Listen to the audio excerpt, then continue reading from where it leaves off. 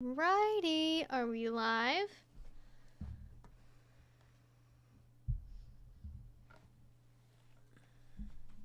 Are we live? Are we live? YouTube, hello? Okay, I think we're live. Hi everyone, welcome to the stream. Oh my goodness. It has been I can't believe we're in January now. We're past the holidays, we're past New Year's. It is back to the regular old Sigma grind set of YouTube content. How's everyone doing? Happy Friday. Welcome, welcome, welcome. Hi, Feels Violets. Hello, Hellfire Kitchen by Rob Hellfire. That is quite the name. Hello, Zernicki. Hello, Rob. Hello, Jonathan. Hello, Vera. Or Vera. Hello, Ash. Vera says, I really need to chat with fellow Kinksters today. Well, awesome then, Vera. You were in the right place. Whenever you feel like sharing, asking questions, please feel free to do so. Welcome, Zach. Welcome, Cookie Monster. Welcome, Amber. Welcome, Patrick. Welcome, Maya. Welcome, Niza. Welcome, Ariel. Welcome, Adriel. Welcome, Spencer. Welcome, Casey. Welcome, Hector. Welcome. Okay, yes. Your hair is queued up like that. Thank you. This is my everyday work. I'm around the house, not really doing anything here because I don't wash my hair every day, and so usually by day 3, which is today, I have to put it up because otherwise it is gross, basically.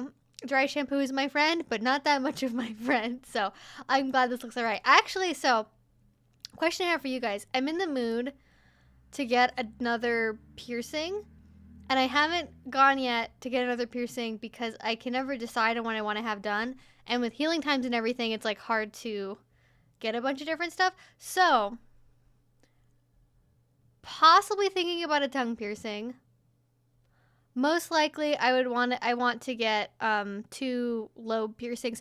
I thought about cartilage piercings, but look at this. I don't have space for an industrial. I don't think, because I have really So fun fact: I was born very premature. I won't be specific about how premature. I was born quite premature, and so my lungs and some different parts of my body were not fully formed when I emerged. And so I think part of that is the cartilage on my ears is not super great. So it's really flat right here. So I don't know if I was going to get a cartilage piercing, I would just worry about piercing bumps and things like that. But I'd like to get maybe 2 lobe piercings. I have actually, you can see there's scar holes right here. I had piercings. I think I got done when I was, is that for my 11th birthday? I think it was for my 11th birthday. I got my ears pierced.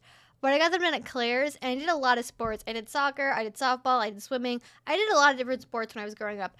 And so I always had to constantly have them taped or have them taken out. And I was very much a tomboy, and I couldn't be bothered to keep them in. So eventually it just closed, and I never bothered to put earrings back in again. But I'd like to maybe get something to at least I can have dangles in my ears when my hair is up like this, but I don't know. I know, and cartilage piercings are also so easily tugged on, and it's I already have long hair, and I feel like cartilage piercings would make more sense if I had a side shave, if my hair was shaved around my ears. But with my hair, I've contemplated shaving my hair, not in that kind of way, in a pet play sense, but I thought about maybe cutting it at some point, and I'm gonna sit on this for a while just to make sure I want to do it. I'm kind of contemplating cutting it back to just above shoulder length and regrowing it back out, but I don't know. I'm not really. I'm in the mood to change something for the new year. I don't think it's gonna be my hair because I like having it long, but every once in a while I think about it. My sister has small ears like yours, and she was able to do the bar in her cartilage. I know there's a way to do I think it's a floating industrial where you technically only have it going through cartilage on one side, but I'm not sure. You know what? I thought about getting a nose stud before because I do like the shape of my nose, but I have a deviated, what is it? I don't have a deviated stud, I have a deviated columella, and so I would worry about, and also I know nose piercings can get irritated very easily, so I'm worried about that also. I don't want anything that's gonna have to, I had to deal, after I went on birth control, my nipple piercings were such a pain in the butt because this happens sometimes, and I don't talk about this when you get nipple piercings, but your hormones, especially as a female, And actually, I wonder if you are a trans woman that has nipple piercings, does being on estrogen affect your nipple piercings? I would wager that it probably does. And I would wager as well being on T as a trans man probably does also. But I know from my experience being on birth control that, like, as soon as I got on birth control, I was doing that consistently again. I had nothing but problems with my nipple piercings for the whole rest of the time I had them in. Like, it like didn't matter what I did, didn't matter, you know, didn't wear bras or only wore cotton bras, and did saline soaks, did saline washes, did like silicone like covers on them to kind of take down the swelling. Like, oh my god, it was such a pain in the butt, and I really don't want to have to deal with that again and then have a visible scar on my face somewhere. So that is why I am cautious. I'm shave it all off. You don't want me to shave. Okay, seriously though, who would actually want me to shave my whole head? Like, not as a joke. I had a partner that was really into the idea of doing that, and he did cut my hair really, really short once, and it aged me by like literally 10 years. I'm not kidding. I don't know what I would do if I shaved my whole head. I think some people can pull off the shaved head look. Like there's a couple of YouTubers that have done that I think look really cute that way, and I don't think my jaw is too square. Like, I think I would just look too masculine for what I am comfortable with, I think.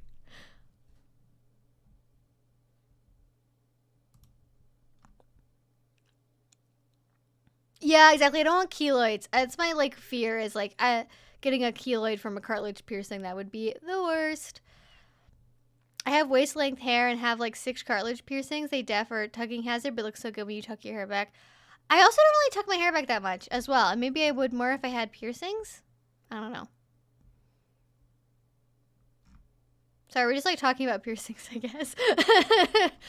We will get to questions and stuff in a second, but now we're on this roll. I figure let's just keep going on it. Oh, tragus. I had a friend from high school that did get a tragus piercing, and she was really into ear piercing stuff. She had like a helix, anti-helix, tragus, industrial. She had like everything, which you wouldn't expect based on her look, because she was like blonde and just super normie, but she really liked ear piercings for some reason. But yeah, I learned about piercings from her.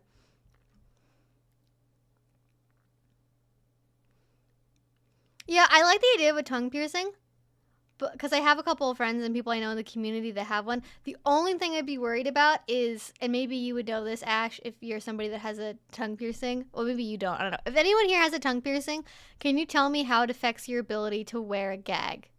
Because that's my concern, is I want to still be able to use gags. And if I can't use a gag if I have a tongue piercing, especially for like a year, it's going to be a no-go for me. Like, honestly, half the reason I don't have certain piercings is because I think of BDSM situations which would be impeded by having a piercing.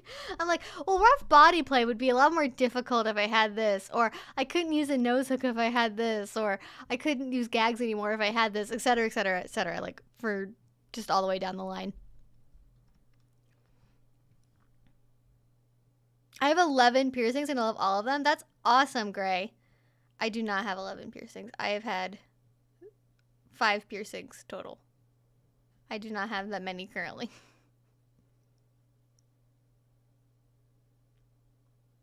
I want to say, how long? Okay, let me look this up. I'm going to look up the healing time for a nose piercing.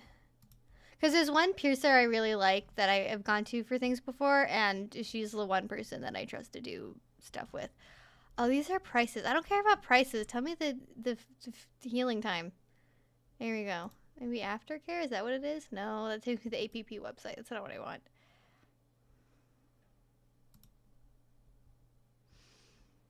Yeah, it says earlobe piercings are 4 to 6 months, which I think is longer than what people expect it to be. And then I think a tragus is up to a year. Any of those like inner ear piercings that are in the cartilage take like almost a year to heal, depending on the person. I know from my experience with my nipple piercings that I'm sort of in the middle of the range of piercing healing time, like not the minimum, but not the maximum either. Tongue only takes 12 weeks, so like that seems, and the thing is, I would need to film like, the thing, people mess this up about tongue piercings, and this is the thing that bothers me so much, is people keep the healing length bar in their tongues for a really long time.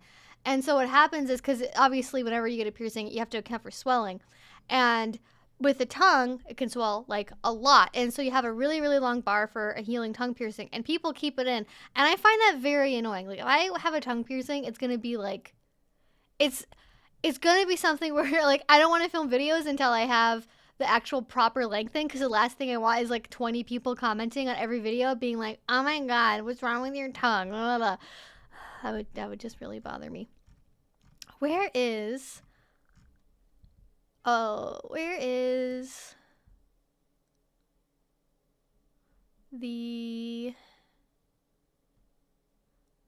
one for nose? Where are the nose? Nose. Okay, nostril. Yeah, it's 8 to 12 months actually, is what it's saying for the nostril piercing. We suggest you live in your initial jewelry in no less for 4 months. 6 months is ideal before having your body piercer show you how to change it. So that's and then septums are quicker. Septums are 4 months. Nostrils are longer apparently. Per this piercer that I go to. I think different people would have different estimates of that.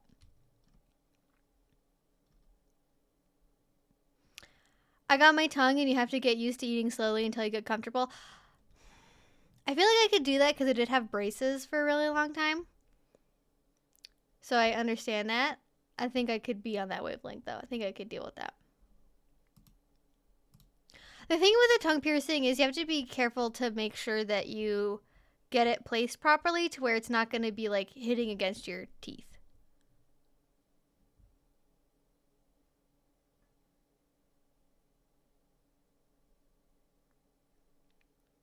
Well, I think this isn't like the estimates. Angelique said, I pierced my own as an apprentice. Most piercings take 6 weeks with proper care. I think that's the timeline before you can change the initial jewelry. But from what I understand, like that is the length of time it would take to like actually, I can't remember the term for it, but where the actual like piercing channel itself is like all the way healed through and like the scar tissue inside of it has fully formed. Not necessarily when it's safe to just like change jewelry. Oh, yeah, no problem, Hector. Have to go. I left a message earlier, not question, just appreciation.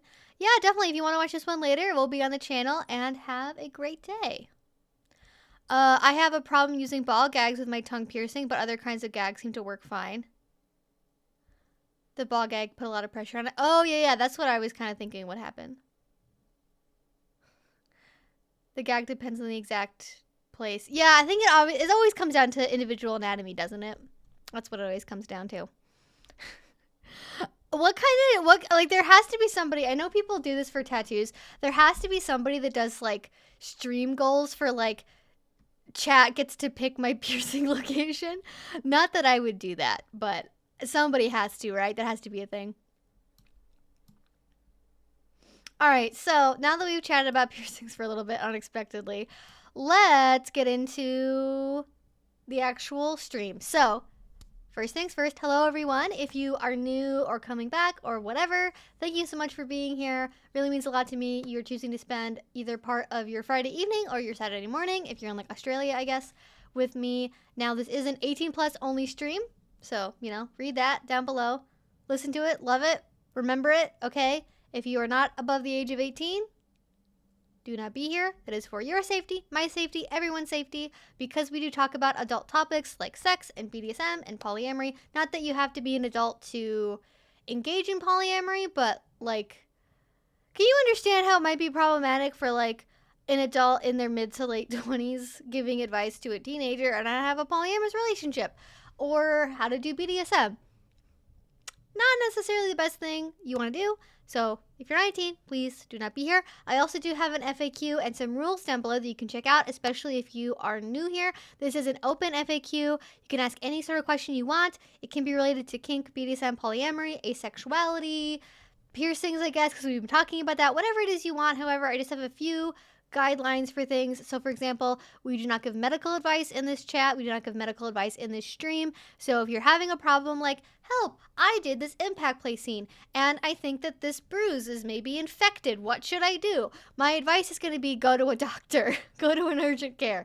I I'm not going to be able to long distance evaluate a possibly infected injury over the internet. So if you have medical concerns, my default is going to be to tell you, ask a medical professional, not me. I am a stranger on the internet. I am not qualified. Hopefully that is understood. Other than that, we just have some general things that we do either have plenty of resources for or get asked very often. So if your question is like, how do I find a dom? Where can I buy a flogger? What books do you recommend? All of that is talked about down below in the FAQ. I have a full total FAQ that is linked in my description box on there that you can read with all of my most common questions being answered on there. And yeah, I think that is everything for now just to get us started. But otherwise, I do go in order of the chat. So if you want to ask something, do keep in mind that the fairest way I can think to do things is you just go in the order that things are asked. So I really recommend you ask your question early so I have time to get to it, because I don't always have time to get to everything on every stream, especially if you get like really into one certain area of discussion. If you want to make sure they do read your question, the best way you can do that is either with a super chat, which is through YouTube. You can see that with like a little $ button on the chat layout.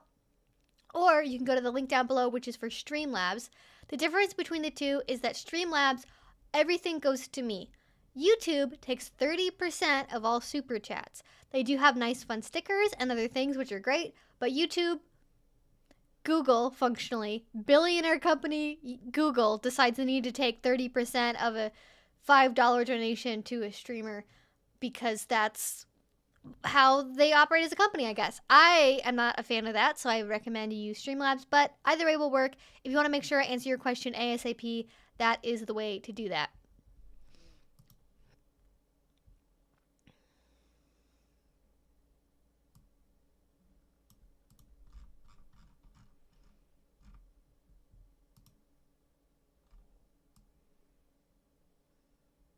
All right, so I'm going to look for some questions. Oh, this is the one from Hector from earlier.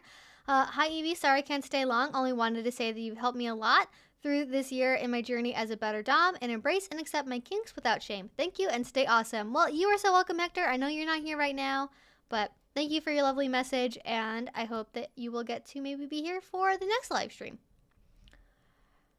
Yes, it is the first stream of 2022. I should have put that in the title. Even though technically, well, I did stream on New Year's Eve. That still counts as last year. I feel like that still counts as last year.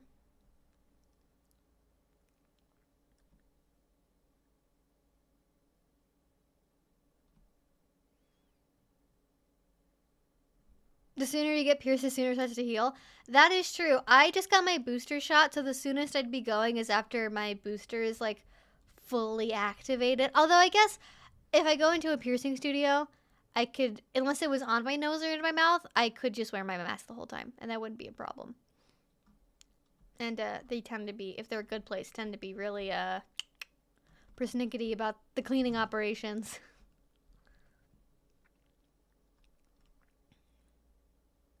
Okay, so let's go back to, I'm not sure if it's Vera or Vera. I'm assuming it's Vera, but if I'm wrong, I apologize. Vera says, I was always a submissive, but a while ago I started a relationship with a, quote, vanilla guy. One night, accidentally, we started like a scene. I started playing a really dominant vibe. We enjoyed...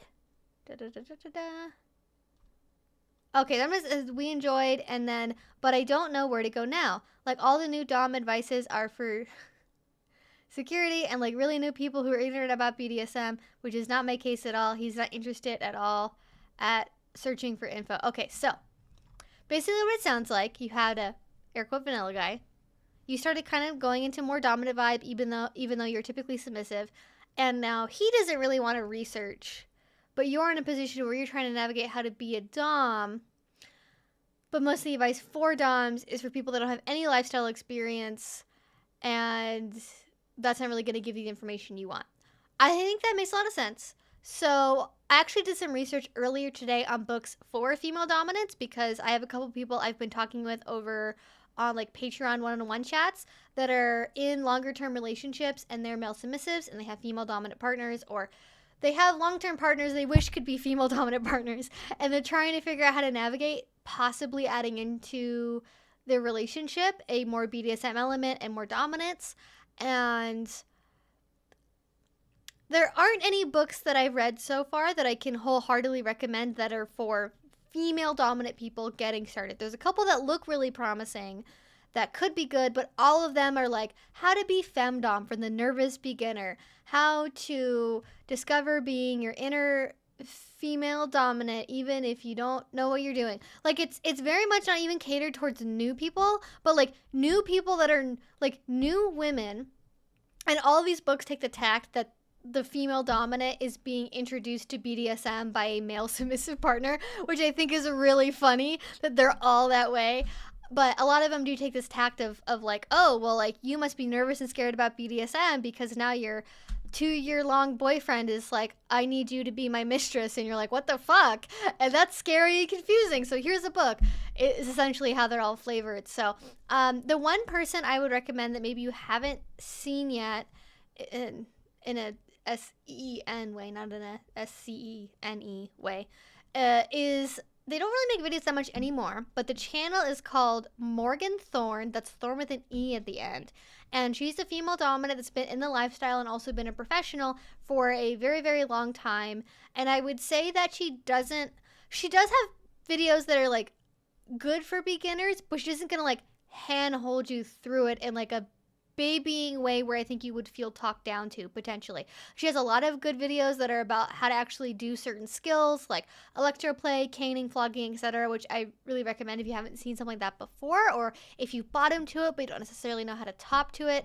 And the fun part about YouTube videos, if you have someone in your life that like doesn't want to read, is not interested in doing their own research, which personally I like, that is a red flag for me. Like, unless I really know a person super well, if they just tell me they don't want to research, they think reading is boring, they just want to wing it, I'm like, well, how do I know you're going to know how to fucking keep yourself safe and keep me safe if you don't want to do any research and I have to be the one to make sure I explain everything to you? Like, that's a lot of pressure because people don't realize how complicated BDSM can be.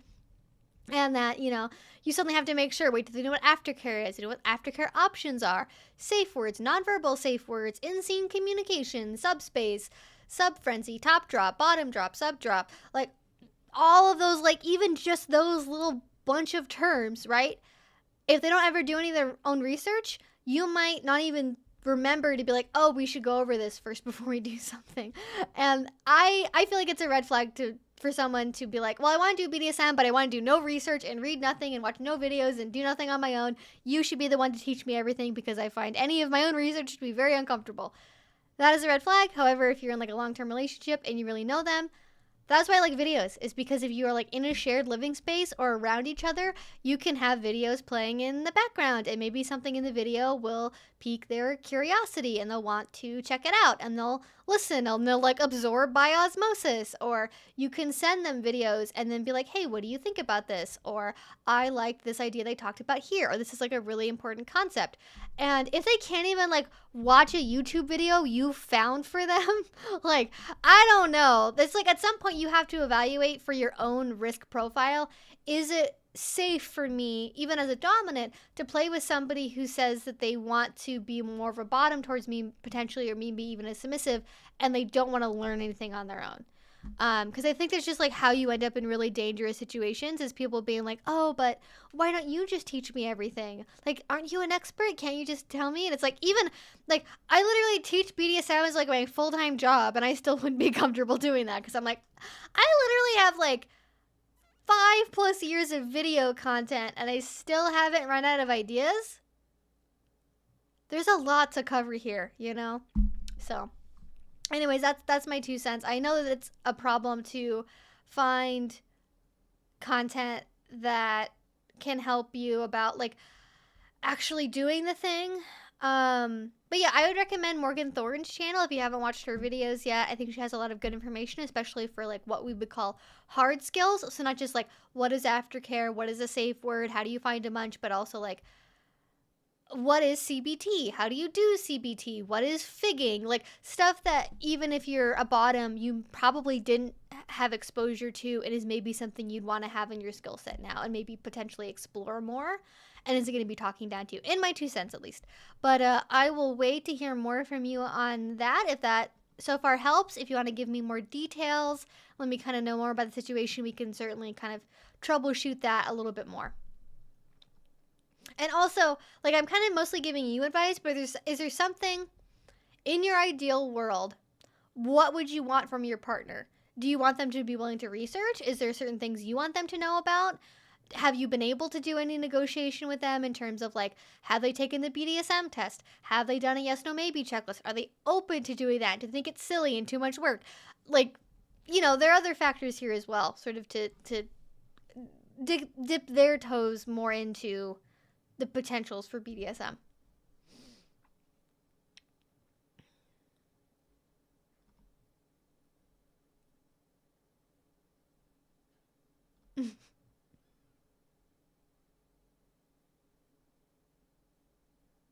I could get wigs, it is true. I have had wigs in the past, but I feel like if I got them again, I'd want to have, like, human hair wigs, because synthetic wigs just tangle so badly, and I don't have space in this apartment to store a bunch of wigs on, like, wig heads all the time to make sure they don't get tangled, you know?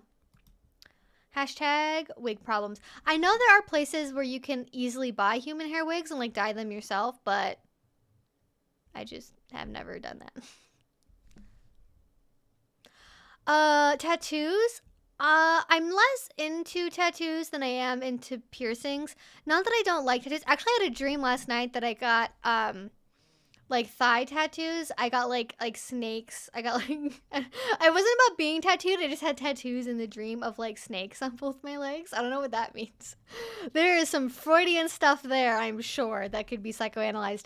But like, piercings are always something you can change and modify, right? You can change the jewelry color, you can remove stuff, you can get stuff re-pierced. Whereas, like, tattoos, unless you're paying for laser tattoo removal or getting a cover-up, there's not really a lot you can do to change a tattoo after you've gotten it.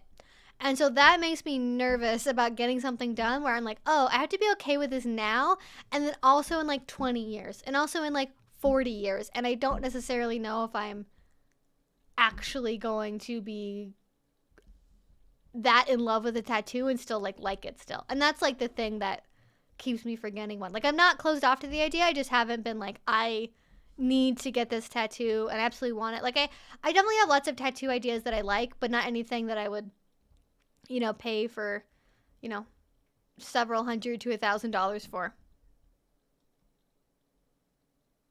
Ha! Oh, I can relate to this.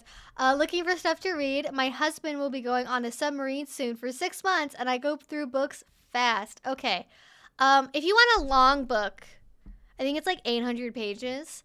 I would look at Jay Wiseman's S&M 101. That's the longest one I can think of. Oh, where did it go? I hope that your year is full of good health, prosperity, and happiness. Sorry, I missed part of it. It went by too fast. Give me a second.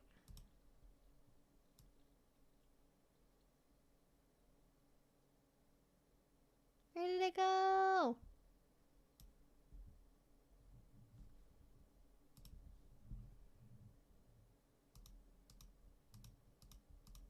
Why did it go by so fast? Okay. Oh, there it is. There it is.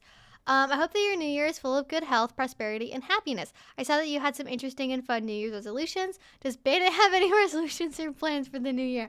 I don't know. Let me ask her. Hi, honey. Hi, sweetie. Do you have any New Year's resolutions? Do you know what New Year's resolutions are? No, you don't, because you're a dog. Dogs don't have a concept of years, do they? Do things smell different every year? What happens? So, Bandit says that she doesn't necessarily have any resolutions, but I don't know why my face is suddenly... Why is my face suddenly so dark? Oh, well, that maybe is better. Bandit says she doesn't necessarily have any resolutions, but she would really like to finish the Christmas present she got that I currently have in her doggy toy storage. That's what she'd like. And actually, the big thing that is, like, this is, like, something Bandit is not aware of, but is something I have to do for her is, she needs to still have her surgery consultation for potentially getting a repair done on her ACL on her back leg. One of her back legs, obviously. So, Not sure exactly when that's going to happen, but that is a thing that needs to be done. That was originally supposed to happen in October, and then some scheduling bullshit happened, and then it didn't, and it's a giant pain in the ass because for some reason vets are even more booked up during COVID than doctors' offices are, and that doesn't make sense to me, but that's how it is, I guess. Oh my god. My dad's cockatoo ripped my cartilage piercing out and then proceeded to rip my body up. What the fuck? Listen, I don't trust birds. I gotta be honest. I lived with birds for a long time and a roommate that loved birds. Anything that's bigger than a cockatiel, I don't trust. Parrots? Owls? Hawks? They'll wreck your shit up, okay? They will... No. They are very much like my way or the highway, okay? No. Don't trust it. Don't trust it. As someone who is on estrogen, my nipples are constantly hurting and erect. My mistress wants me to get my nipples pierced. I would generally, based on my own experience doing that, not recommend it. It is probably going to make actually fully healing them impossible if you, like, if you had made, and I don't know about this, I would maybe do some more research, but based on my history, like starting birth control and getting nipple piercings, I would say that depending on the individual body, of course, it can be really hard to impossible to heal nipple piercings if you are on hormones or if you're on birth control. It just messes with your body enough to where your body's like, we don't want that there, get it out, reject it. By rejection, I think would just be so much more likely under that circumstance that it probably wouldn't be worth it because it can leave you scar tissue and be painful and expensive. And wouldn't it just be better to wear nipple clamps, I feel like? Wouldn't that just be better? You know, less possibility for scarring and rejection and expense and trauma and pain, you know?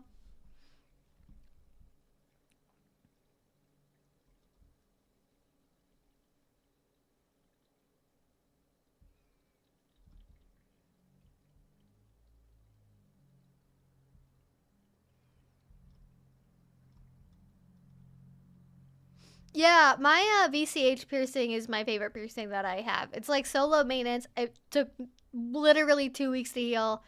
10 out of 10, super worth it. And even if you want to take it out, it's not a big deal. The only thing I've ever had with it is one time I did have the top ball of the piercing unscrew itself and get lost on my carpet, and it fell off, and I had to like rush to the piercer to get it re-put in, and they had to stretch it a little bit open again because the piercing started to close even though it had only been like 2 hours. Oh, that was fun. That was fun. But was salvageable. Instead of getting nipple piercings, I probably wouldn't get that personally if you're going through hormonal changes because that region of your body is just going to be going through a lot, and it's more likely things would be rejected. So I wouldn't go with that, but like maybe other types of genital piercing would maybe be better for you, like something in the downstairs region if that isn't going to go into like dysphoria territory. That could probably be better because I've never had problems with my VCH piercing compared to my my nipple piercings, even though I was on hormonal birth control the entire time. So that's my 2 cents there, but it's really hard to know because it sort of depends on what you want from a piercing and why you'd be getting one and if you want it to be visible or not. Like there's factors there, you know?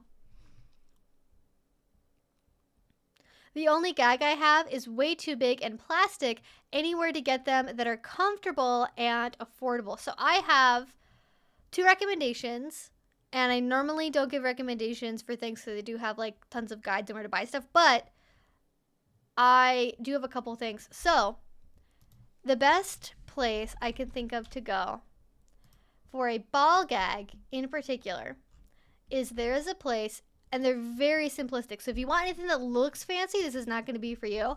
But there is a website, and they also have an Etsy as well, that's called Pleasure Paradox. Pleasure Paradox. That's Paradox? Yes. Don't know why I thought it was something else for a second, but it's Paradox. And they have literally, I want to say, what is it, like 20 sizes of like 12 different colors. See, 1, 2, 3, 4, 5, 6, 7, 8, 9, 10, 11, 12, 13, 14, 15. Yeah, they have literally 15 different colors of gags and up to like just as many sizes of the gags. And they have like a whole size guide so you can find a gag that's going to be like the perfect size for your mouth. And you can get multiple and you can interchange them.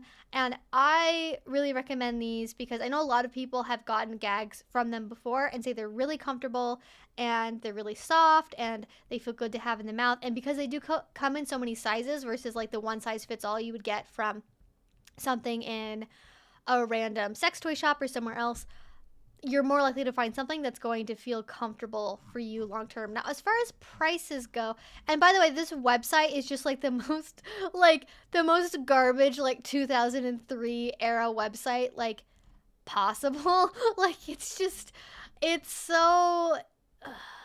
so oh my god, they have an apple ball gag. Oh my gosh, I didn't know that was a thing.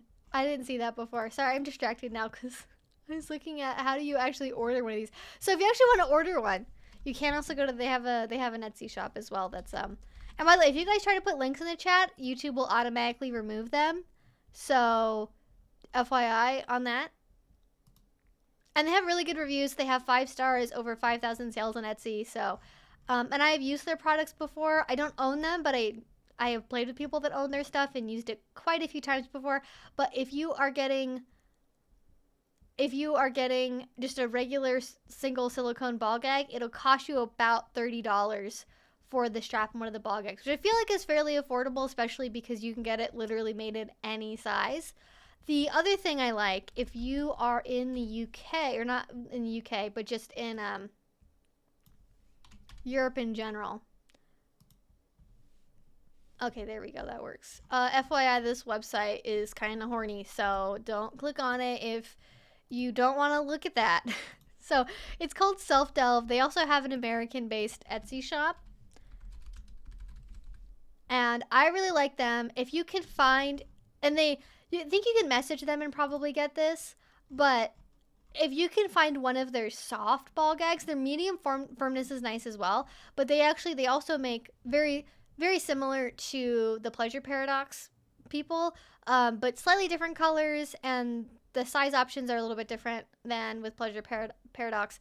And they also have really cute, unique hand-painted designs for a lot of their gags. They have like a strawberry, an apple, and a peach that's like hand-painted to look that way. And so if you like food stuff, maybe that's cute for you. And they have like hot pink and purple and neon green and blue and everything. If you can get something from them that's like their soft instead of their medium firmness, that is very, very, very comfortable and very satisfying to chew on if you like chewing on ball gags for some reason. How can I link to this shop without having the world's longest URL possible? That's what I want to know.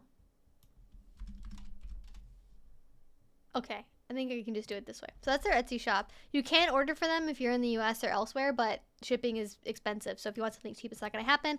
And then finally, if you want an option for Canada,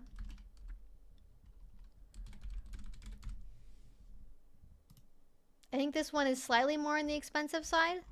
So I think the most affordable is going to be Pleasure Paradox. But I'll give you guys one more option because I know that shipping and other things can be difficult. No, I don't want chastity. I want ball gags. I want gags. Where is... Oh, here we go. Gags and muzzles. There we go. Their gags are a little bit more expensive. I think their ball gags are like $70 USD. But if you're in Canada, it's probably more affordable. But their ball gags are really, really like high quality and look really nice. So there you go. Those are all your options. Hopefully all that will show up. Okay, so those are my options for gags.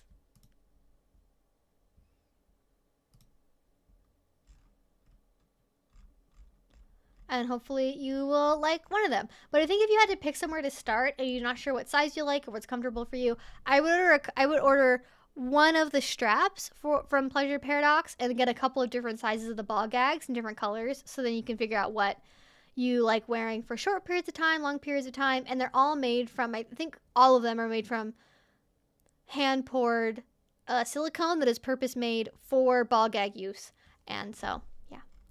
All right, back to questions. Let's see what we got here.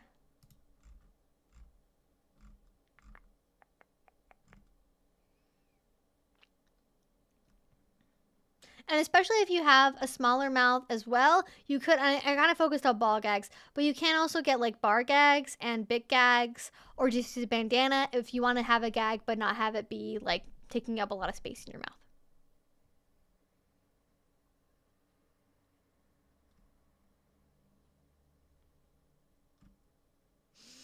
I would really love some hot tea right now, not gonna lie. That sounds really good. Ooh, very off topic, but I'm so excited. I ordered a custom buckle collar and it just came in today. Oh, that's so fun. I have not ordered any collars or anything recently. I have been looking at a couple, because right now the main one I have is like the little heart lock collar, and that's not obviously not very practical for actual bondage use. So I'd like something more practical that's not just fashion. You know what I mean?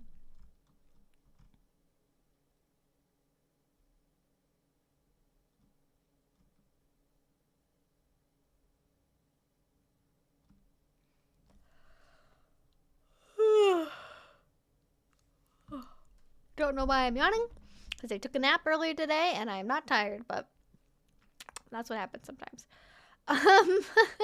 Random question for you, Evie, but do you sing or play any instruments? LOL. No, I did learn how to play piano when I was younger, but I don't currently play any instruments, and I'm not the singer in my family. All those musical related talents have gone to other people, not to me. I do really appreciate music, and I wish I had those talents, but they're just not for me. I cannot imagine trying to do poly in high school. Well, that's the thing though, right? Is because I know people are like, oh, we don't have to be an adult to do poly. But I'm like, bitch, 15-year-olds can barely date one of each other at one time and do it correctly. Like, why would I why would I encourage a bunch of like teenagers that have like typically an unhealthy relationship with like love and like relationships already, where they're like, jealousy is a sign that you care about someone, and like if you're not possessive, that means you don't really love them. Like, why would I be like, yeah, that's a good environment to introduce polyamory to? Yeah, that's good, do that. I just feel like adults polyamory is so messy. I cannot imagine being like, I'm in a polyamorous relationship and I'm 16 and my boyfriend's 17 and my boyfriend's girlfriend's 16 and we all go to the same high school except for this one metamor we have that goes to this different high school and blah blah blah. I just, oh god. I'm sure somewhere out there are teenagers that have managed it, but I can't picture it personally.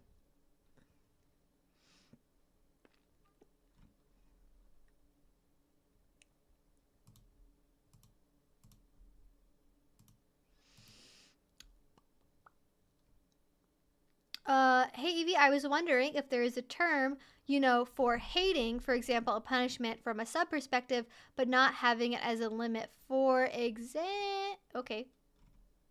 That cut off, and I'm not seeing a follow up. So I don't think I need an example. I think I know what you are talking about. So,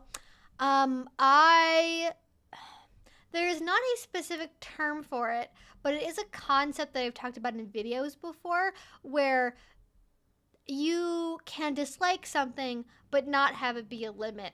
And it's those actual things, the things that you dislike but are not limits for you and not boundaries, those are what make good punishments. So for example, trying to think of something.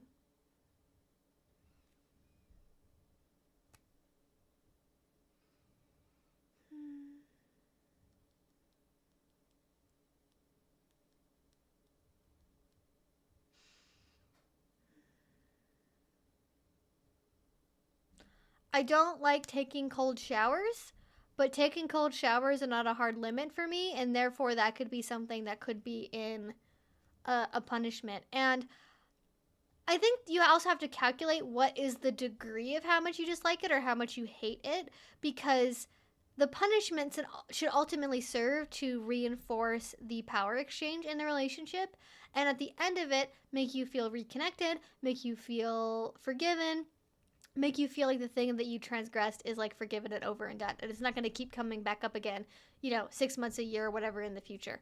So I feel like if it's something where you like hate it and it makes you resent your partner, and even after you're done you're still grumbling about it, you're like, that was the worst, I can't believe they did that, blah, blah, blah, that's probably too far. But if it's something where it's like you don't like it in the moment, but afterwards you still have that sense of catharsis and you feel forgiven and you feel like what's done is done, then that's like a good space to be in. But there's not really a term for it. It's just like at least for me, I'm not sure how widespread this is. It is like a known concept that, you aren't supposed to like punishments necessarily, but they shouldn't be things that are limits. And I think people get that confused sometimes because there are dominants that do use punishments as a way to get around things and either they haven't negotiated for or do things that are against their submissive's hard limits because, well, it's a punishment, so you just have to do what I want kind of a thing. Where somebody maybe has a hard limit around over the knee spanking because they were spanked as a child. Super common. And maybe the dominant decides, well, all of our punishments are now going to be over the knee spankings because it's something that you don't like and it's going to motivate you. Like, punishments are not an opportunity to violate boundaries and violate limits. A limit is a limit regardless of what context in the relationship it takes place in, whether that be for a punishment or for play or for fun or for sex or whatever. You don't get to introduce things that is against somebody's limits.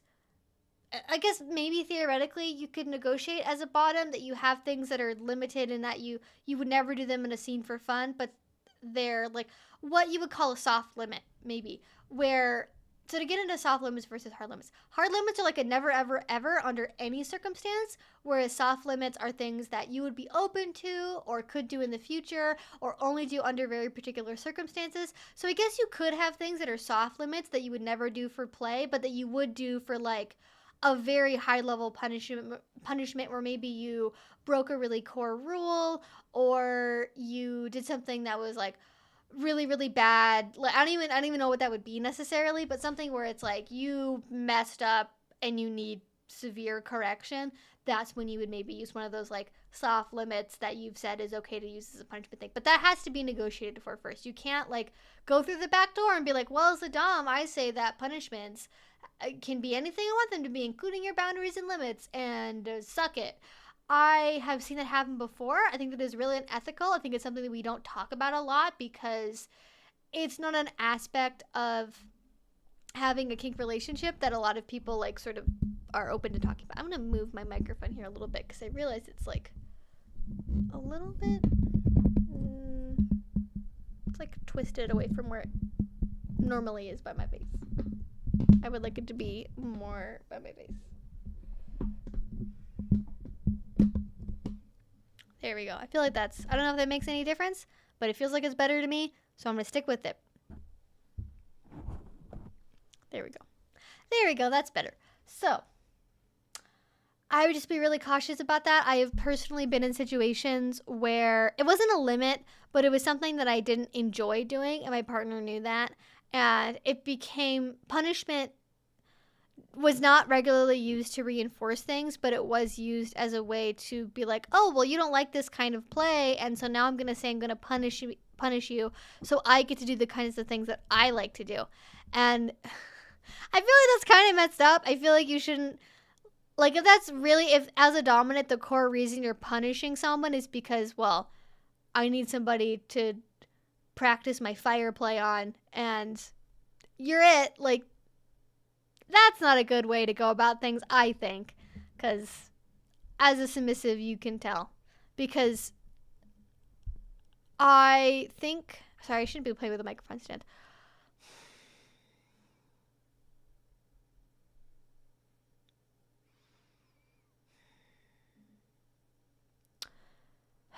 As a dominant, if the motivation behind your punishment is really about doing something that you enjoy, that's not, in my mind, I think the best way to go about punishment. Because for the doms that I know that have long-term sustained DS relationships, they don't enjoy punishing their partners. They're not getting like some sadistic pleasure out of doing it as like the core reason they're doing it. They're doing it because it is what maintains the structure of the relationship, and that's the core reason behind it, not because it is another thing that fuels their sadism. Generally. I'm sure there's other relationships where that's not true, but that's what I've observed from the relationships I know that have lasted longer than like a year or 2 years.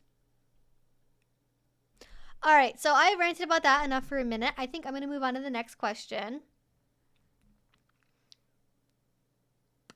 I want to buy a butt plug, but I'm a beginner. How do I proceed?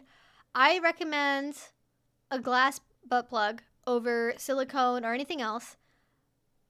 Well, and metal is okay too. Metal or glass. Silicone can hold on to smell, which is why I don't prefer it for a butt plug material. But buy something small, work your way up. You can even start by using your fingers. If that feels weird to you, you can also wear a glove before you put a finger in your butt, and sometimes that feels better for people. I think there are also, and I haven't checked this in a long time, I know there are sex toy manufacturers that make like beginner like butt plug training kits where you can get multiple sizes in one, but really the answer is like find a butt plug material you like, start small, work your way up.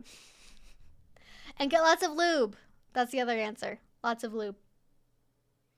That's what LOL stands for, by the way, is lots of lube. Don't forget that. People get confused, think it means laugh out loud. It means lots of lube, okay?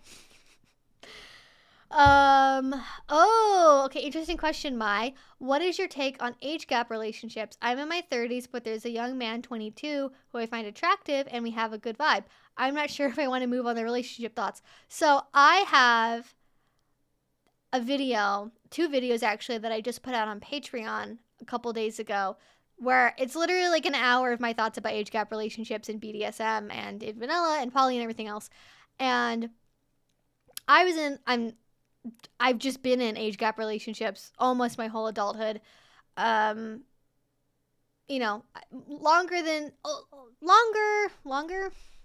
Older than 10 years, less than 15 years is what I would say is like my average for my relationships currently, and the relationships I have been in that you guys maybe would have known about.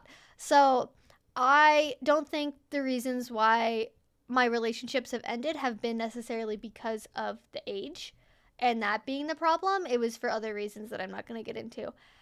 But I don't think there's anything inherently wrong about being like 32 and dating a 22-year-old. Like, they're an adult, they're well above the age of consent, but it very much depends on the circumstances and the other power differentials that might exist between the two of you. And that is, I think, the thing that people miss out on when they're dissecting age gaps in relationships is there's a big difference, in my brain at least, between somebody who is 35, a partner at a law firm who makes 6 figures a year, that has a car and is not in debt and is very successful, is financially powerful, is socially powerful, has connections, has a lot of big reputation in the local BDSM scene, who organizes parties, who organizes events, and them dating an 18-year-old that's brand new to the BDSM community, is working 2 jobs to pay for going to school. They haven't finished school yet. They don't have their own transportation. They don't have any other relationship experience. They've never done BDSM before. They don't know anyone else there.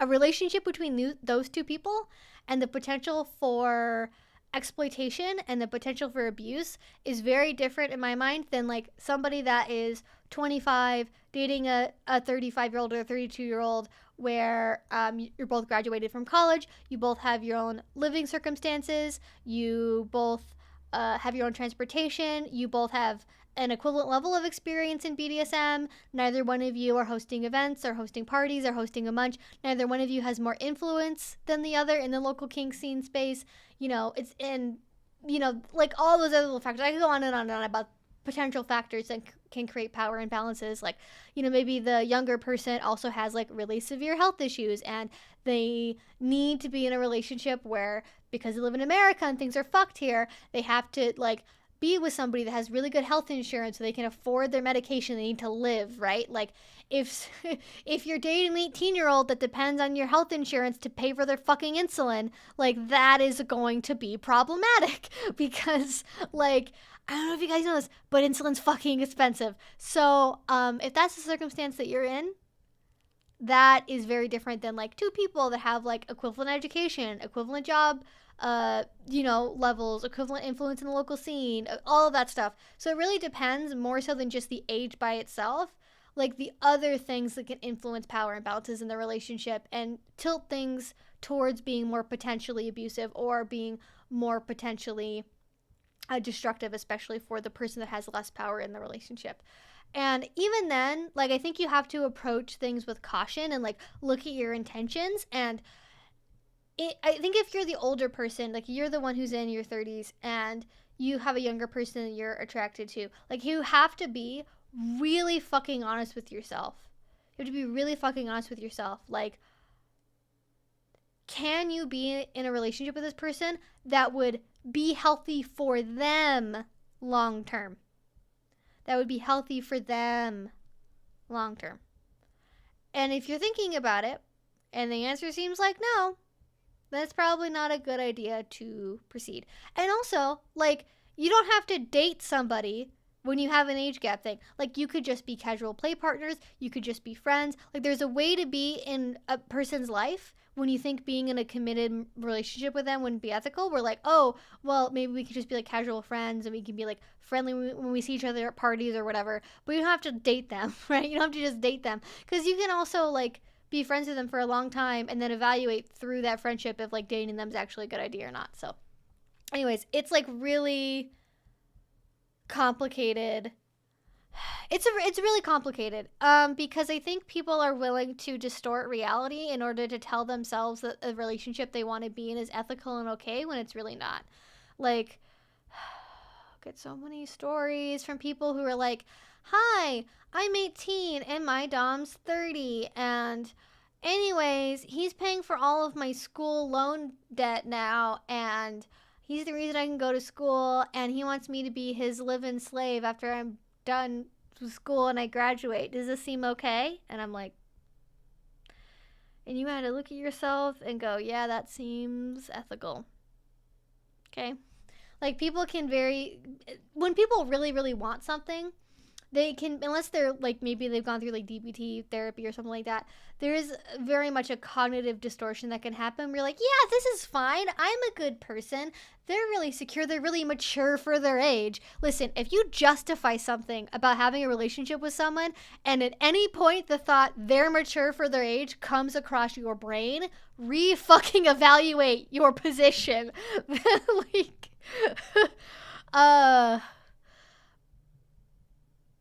because that is very subjective, especially because, unpopular opinion, mature for their age usually means, I'm going to lessen that, often means, not usually, often means they've experienced trauma or were the parentalized child in their household, which means that they're probably dealing with a lot of mental baggage that they haven't necessarily gotten help for and could make it, again, more likely that relationship is going to go in a potentially negative direction.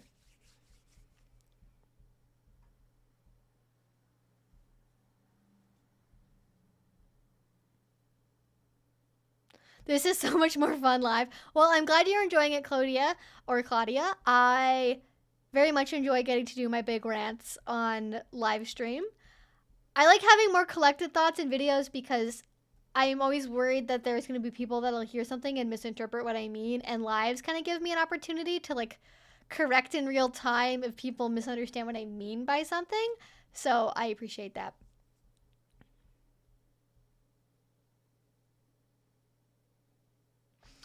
You're so mature for your age is a predatory statement 90% of the time.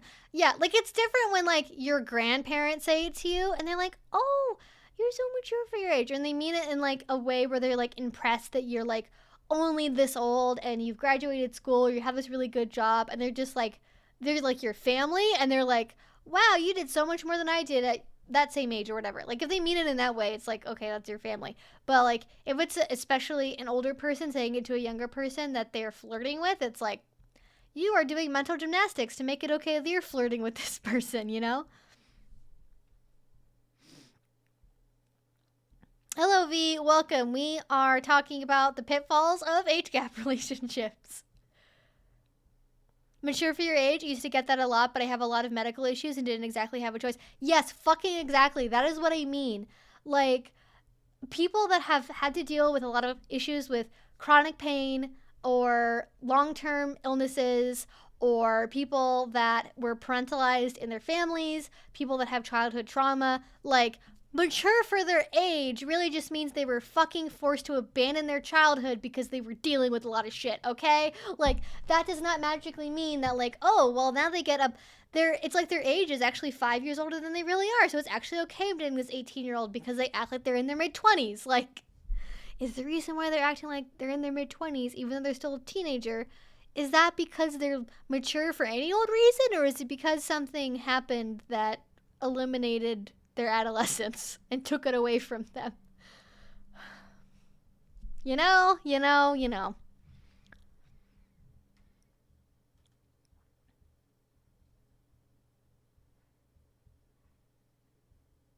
One thing I've learned from countless Presidium? What is Presidium? And Virtus trainings is how F some people can be and how sneaky users and abusers can be. What is... Okay, I gotta Google that real quick.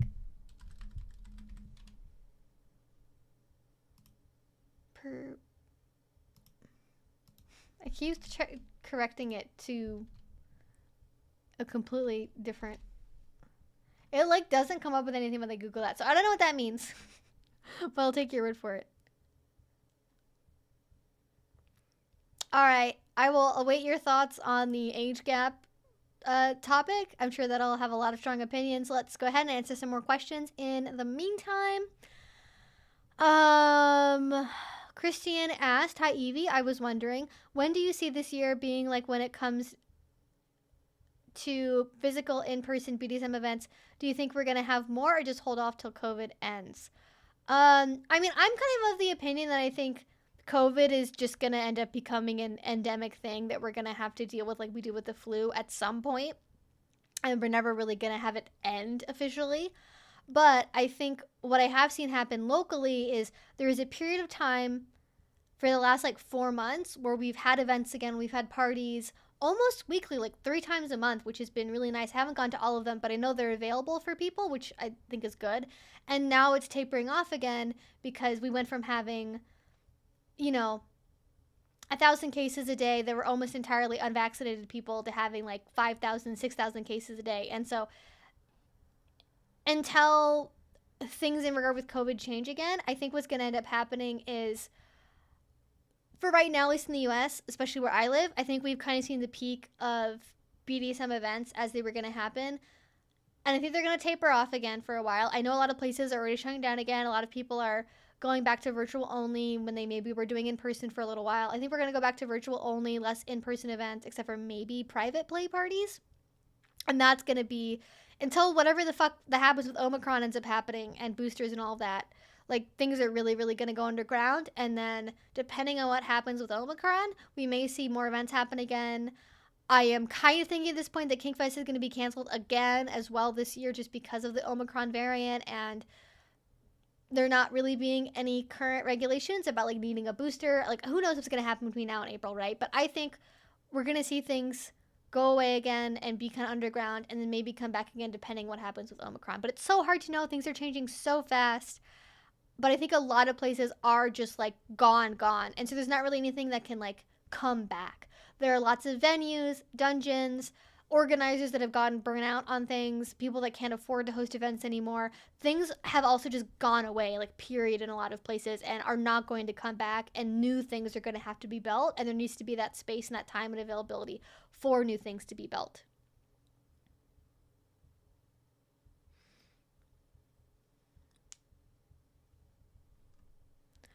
As someone who is long-term submissive, I now have a very natural dom. Ooh, lucky you. I won't divulge anything personal, but can you give me advice or tips on encouraging his dominant behavior?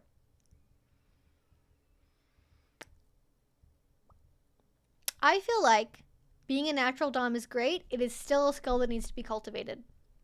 So I think what is better is probably having an open conversation about what you want to get out of a relationship with them, and maybe introduce them to skills that you think would be fun to learn together and explore together, whether that be like flogging, caning, bondage, discipline, human furniture, humiliation, whatever it is, I think you have, I guess, what one would call a diamond in the rough, and now you need to decide what diamond shape you're gonna get it cut into. Is it gonna be a cushion, a princess, a pear, or whatever? I don't know any more shapes of diamonds because I don't own fancy jewelry. Whatever it is, like, you gotta take that natural skill and push it to something, right? Like kids can be naturally really skilled in science, but like, are they gonna be into biology, chemistry, physics, engineering? Who knows, right? You have to find a direction to kind of go in and explore together. And I think I talked about this already a lot, but like, they have, especially as a dominant, have to be willing to learn on their own to some degree. Because as a submissive, especially, it can be really draining to be the one in the relationship that's doing all of the teaching, and that can take away from your submissive energy. So recommend them classes you see on FetLife. Give them books, share YouTube videos, send them articles you find, discussions on FetLife groups that he can join where there's other dominants giving advice to each other. Whatever format you think is going to be the most accessible for them to listen to, whether it's books or anything else I mentioned, provide that to them, encourage them to learn, reward them for that behavior in whatever submissive way feels appropriate to your relationship. But the best thing you can do is give positive feedback and encouragement for when you do enjoy and like things, and tell them that you appreciate that they're taking time to learn, that you appreciated doing a spanking with them, that you really liked it, that they held your arms when you had sex or whatever. I don't know what you're doing. Like, give positive encouragement and feedback when they are doing things that's exhibiting the dominant behavior in a way that you enjoy. But also be careful, especially if they're more natural and want to go with the flow and think negotiating is boring. That can go in a very dangerous direction very quickly, where they just assume they can get away with anything as long as it's dominant without your consent first. And that is not a behavior we want to encourage. So, gotta make sure we're giving them the correct education, especially about consent first before you go too far, in my opinion.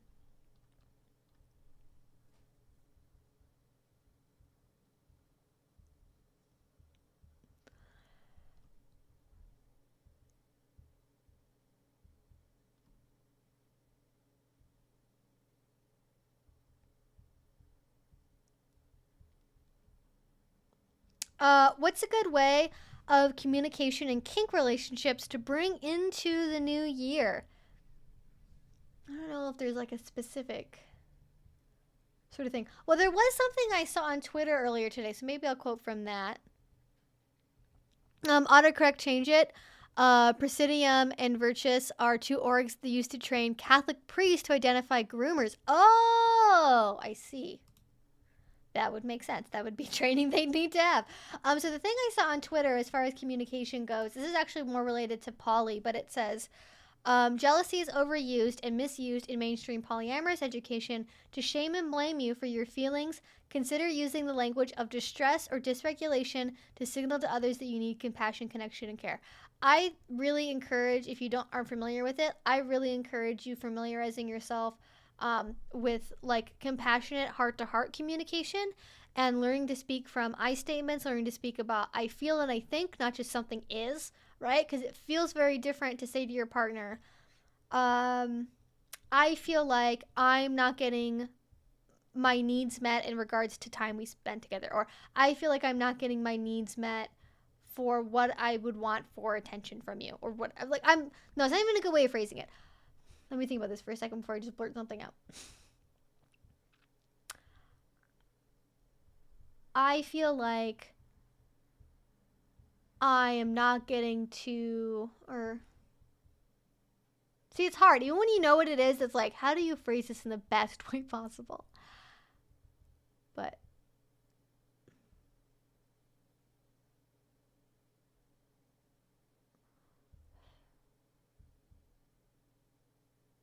I feel like I'm not getting my needs met with regards to communication throughout the day. Because that is a statement that's like, we've identified what the particular problem is.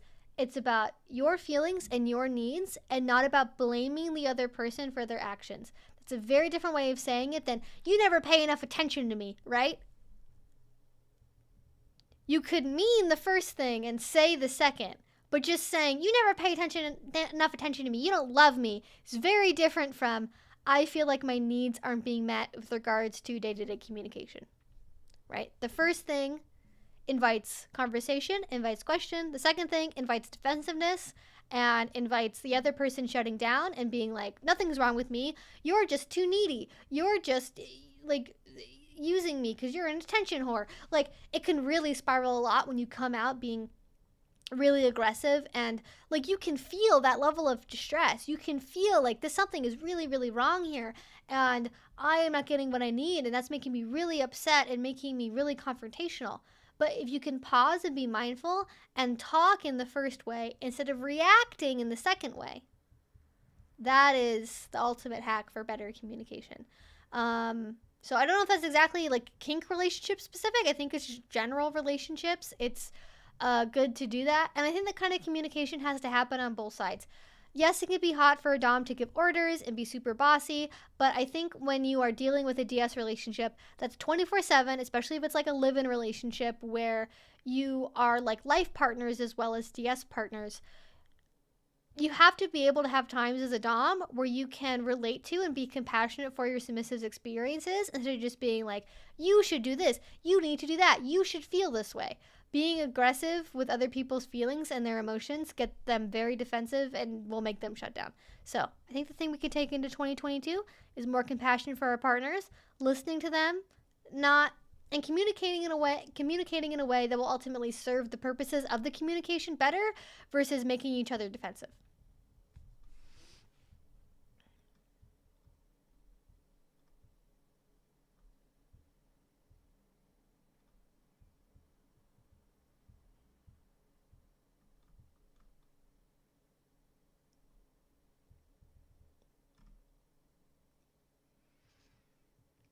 Why aren't there a lot of positive BDSM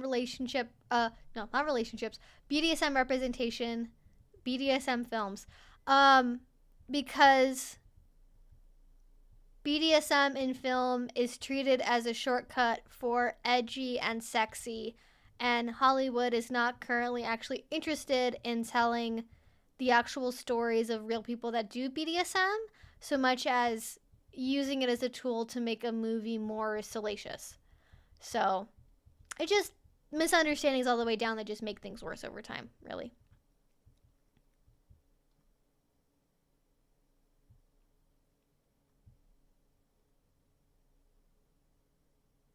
So I'm getting some questions that are covered in my FAQ. So if you have not, please, like it says right there, please read the rules, please read the FAQ. I have answered before numerous times how to open up about your kinks and introduce BDSM to somebody, whether that be a potential girlfriend or partner or anyone else. And I also specifically do not give advice on long distance relationships because I do not have experience doing that. And so I feel like it would be inappropriate for me to give advice on something that I have no point of reference for whatsoever. However, if anyone else here in the chat does have experience, especially doing long distance protocols, and they would like to share that information, please feel free to, but that is not something that I personally have experience or knowledge of in detail enough to answer that question.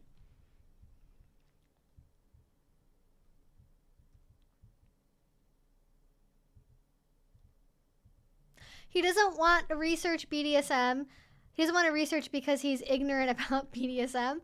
Well, then it just sounds like he's gonna stay ignorant then. Like, I don't want to research because I'm ignorant about it. So I'd like to stay ignorant about it by not researching. That is the definition of circular logic, I believe. So that's fun. It's a good place to start. I say sarcastically for those who don't interpret sarcasm. What about ordering him to read or watch specific things? That is the advantage of if you are starting out as the dominant in the relationship and the submissive is the one that doesn't want to do research, is if they are drawn to orders and discipline and structure, you can use that to your advantage to say, I have an assignment for you.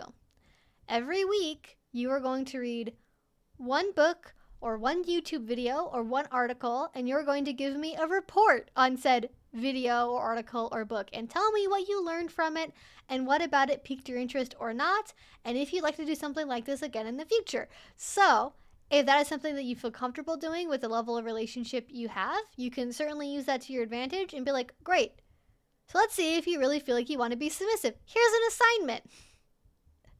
Like, you can literally, like, if what they're worried about is, because I can kind of see this from the perspective of, I'm new, I'm worried because I don't know what I don't know. I may stumble upon the wrong information and teach myself something that is actually incorrect that I don't know is incorrect. And the way you can eliminate that fear is by sending them the articles that they're going to look at, or the books or the videos that you have already watched and are familiar with, and are like, check this out. It's been pre-selected by me, so you don't have to worry about accidentally finding the wrong information. And I think that'll kind of at least either eliminate that concern or that excuse for not doing research.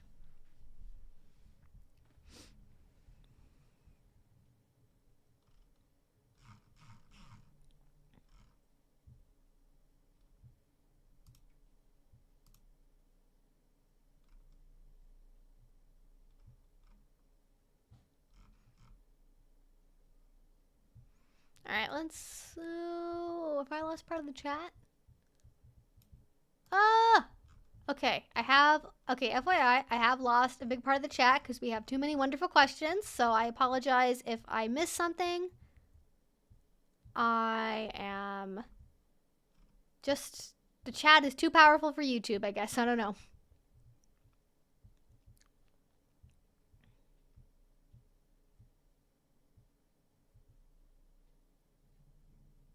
Oh, really? I didn't know that. Coco Bolo is very pretty, but 99% of people are allergic to the dust. Really? I had no idea. See, I know I don't really use a lot of paddles and not really a sensation I super enjoy. But yeah, like definitely if you're anybody that has allergies, like that could be a factor.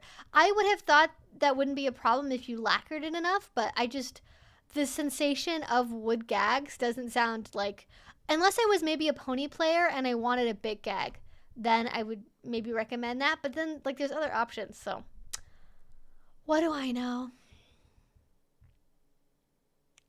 Poly in high school was rough as hell.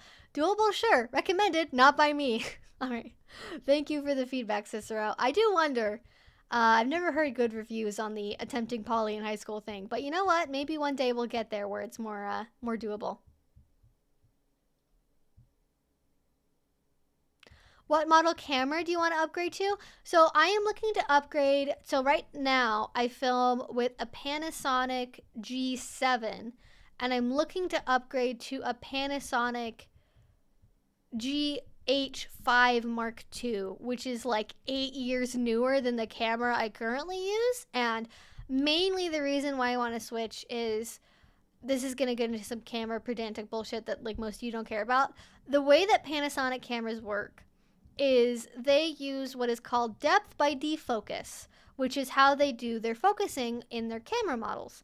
And over time, they have greatly improved the system, but not for necessarily the older models. And so that is why I have the problems I do, and why I don't, for example, have a black background in my room, is because it needs to have a way to tell the foreground from the background with the differences between the two, like helping to differentiate what is supposed to stay in focus or not. And it has greatly improved in the latest camera generations to the point where it's more on par with things like Sony or with Canon. Not perfect, but a lot better than it was.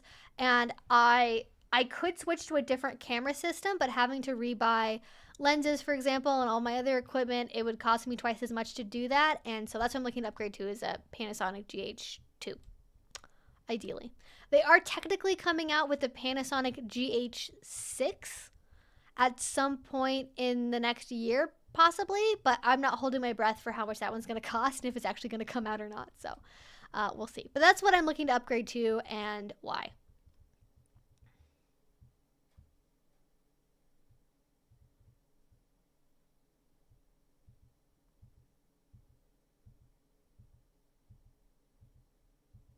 Oh, Thanks for the update, Pear. So, Precious Pear said, I have an update about my stepson. I talked to him about the puppy play, and he said he doesn't actually do it at all. And I guess his girlfriend just mentioned it to him, and he said he wasn't interested. Well, that went about as smoothly as it could. I'm sure that conversation was anxiety inducing, but I'm glad you had it, and hopefully it didn't ruin Christmas. So, yeah.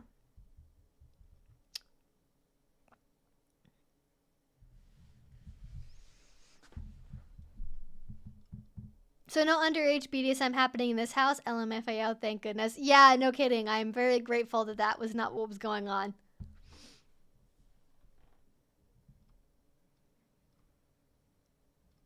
Yeah, I do really like Etsy. It's definitely changed over the years that I've been shopping on there. They have to be really careful. There are a lot of places, literally, do not buy anything that is shipping from Russia or Ukraine. Do not do it. Because one, the items are usually design knockoffs from actual people that are making BDSM gear. Two, the shipping takes fucking forever and is very expensive. And three, the item quality is usually not as good as what you're expecting. Wouldn't buy that. Be really careful to not accidentally buy an Alibaba drop shipping listing.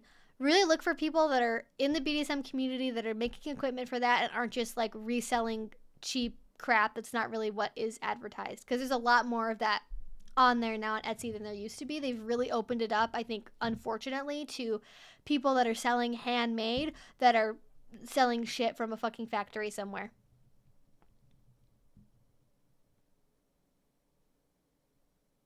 And I would say, Snowpilot, that you can use Etsy to find somebody to make you something custom and custom sized.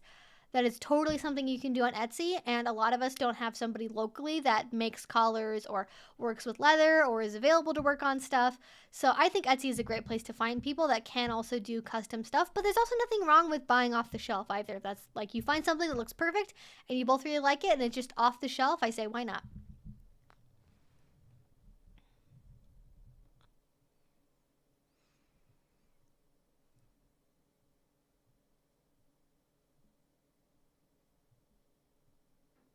As an educator, what are some of your resources for further education on topics outside of your personal experience?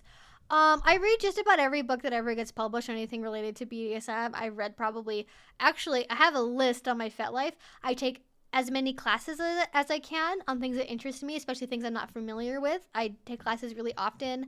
I go to local discussion groups. I talk with other people I know in the community. I read as many books as I possibly can that are published on BDSM that are nonfiction. And I just learn from others. I watch at dungeons and I try to be really aware of like what's going on, paying attention to other conversations with other BDSM educators and learning from them as well. So it's definitely not just my own personal experience. I just try to engage in education from every level, be it like academic research, nonfiction books that get published, conversations that happen on like Twitter or FetLife, classes I take, discussion groups, all that stuff, and definitely also from you guys as well, like stories and comment sections and things we talk about during live streams. I certainly learned through that as well, but I would say the main thing I probably learned from is like some combination of like the books and like classes. I would say the actual classes I take, like virtual classes or in-person classes, is where I learned the most from.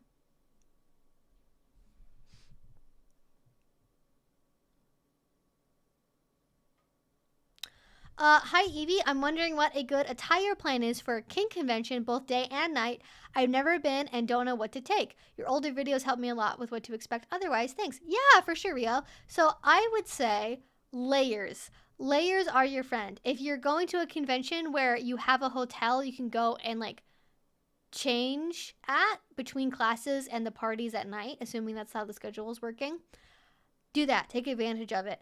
It can be very cold and this is more me, I get cold very easily. You may not be dealing with this, but considering it's like January, unless you're in Australia, maybe it's different. But I would say if it's the colder part of the year and you're doing something in like a ballroom, a convention center, a hotel setup, something like that, it can be really cold. Bring layers. Don't be afraid to dress comfy. I would say dedicate the dressing up time to the parties and the social gatherings and not like going to the classes. Like, you can still wear stuff that's kinky. Like, you can wear a cute leather vest with pins on it. You can wear, you know, a collar, ears, and a tail. But dress comfy, dress to be warm, especially because you're probably going to be sitting on, like, hard plastic chairs or on a floor for a lot of it. So that is what I would prioritize for the daytime. Black is always a good option if you're not really sure what color to wear. If you're little or something, maybe bring something related to that, like onesies or stuffies or like a nice like warm blanket you can wear around with you. Also keep in mind, especially after the first day, after people have gone to parties and been playing, a lot of people are going to be very low-key and casual the following days of the convention because it's kind of like doing aftercare, and it can be a lot to like be playing until 2 a.m. and then waking up and going to a class at 9 a.m., right? So don't worry about it too much. I would just focus on what is personally comfortable for you and what makes you feel powerful or expresses your personal kink identity. And unless they have some kind of dress code, like look for the dress code if they might have one, you know, wear something that you can, especially if it's for classes during the daytime, like wear something that you can wear out in like a parking lot. Wear something you can wear out around hotel staff. Don't show up only wearing a sheer bodysuit and nipple pasties. That's not gonna fly. You do need to have your bits covered. So it's a really good opportunity for like jeans and a kinky t-shirt and like maybe a leather vest that has like some pins on it, or maybe wearing you know, a nice dress with like some tights or something. Like you can be creative with your outfits, just like don't dress like you're going to a party or to have sex when you're just going to a classroom and you're going to be around vanilla people on your way to and from the classes, you know?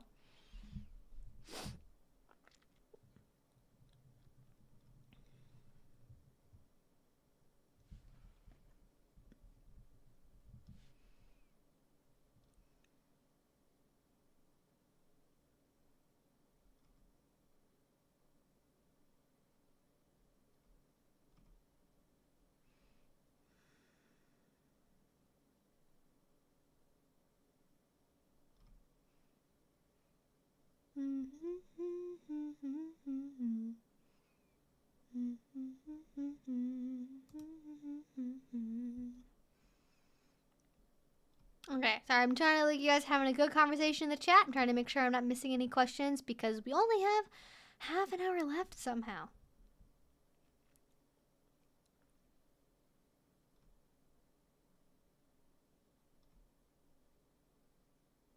About poly at a young age, from someone who's not poly, I teach young kids at university, and some of them surprise me as they're so clear on what they want from a relationship. I mean, hey, like, I mean, they're university age. So I'm thinking like 15-year-olds trying to do poly. I think if you're out of the house and you're like 18, 19, 20 and you're in university, it's a little bit different because you may have a couple of years of life and relationship experience at that point. But hey, if they're that self-aware, I love that for them. I wish more people could be more self-aware because even at an older age, a lot of people are sadly not.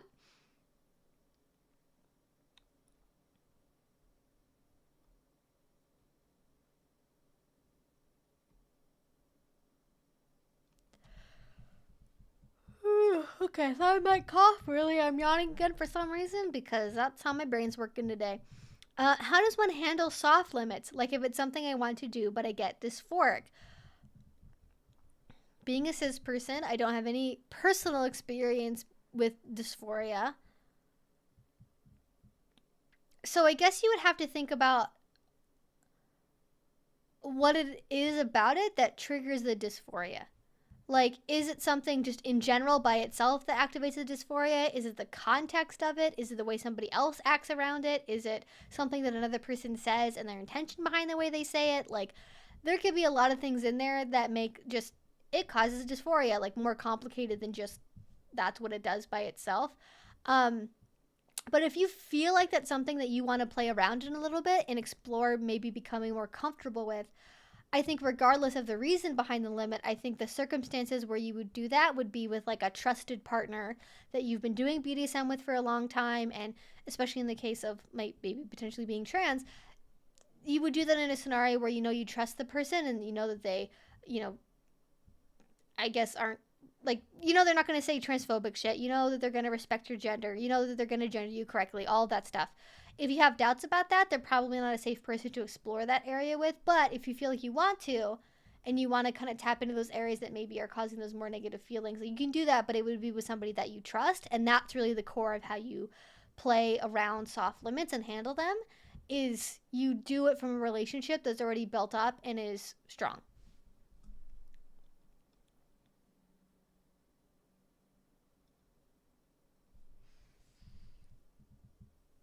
Am I sub, dom, or switch? Chat, what do you think? What is your answer, chat? Guess.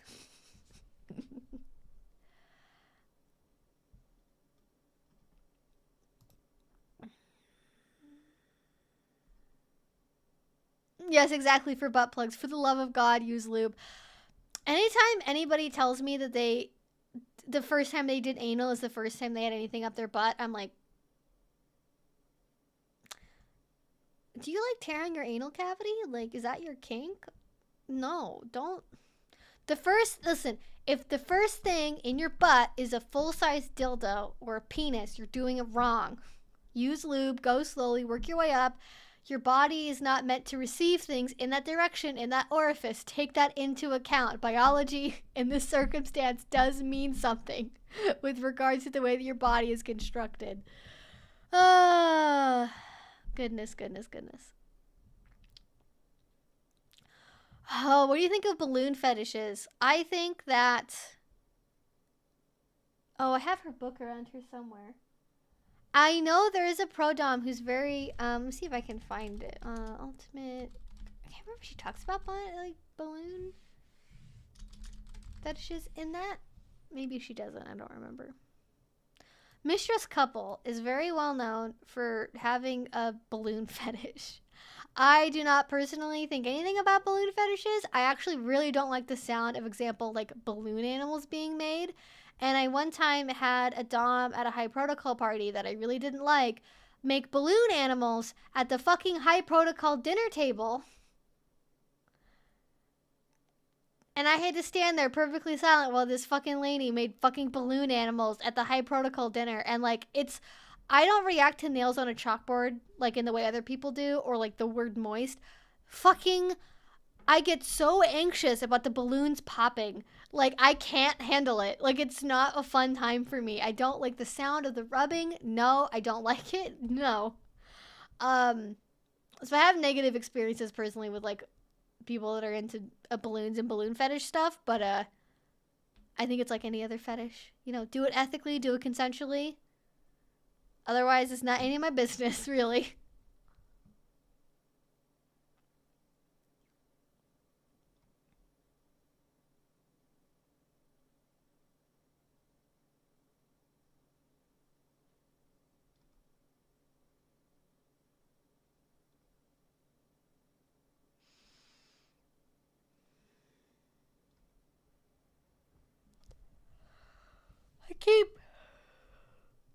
I don't know why I keep yawning and thinking I'm about to cough.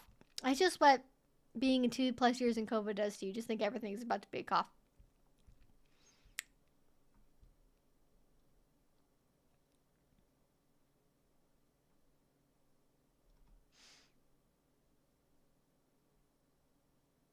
Yeah, by the way, if you repeat a question multiple times, I will not answer it.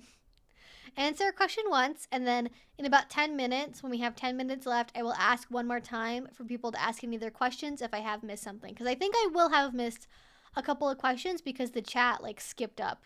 I think probably like 20 minutes or so of chat messages.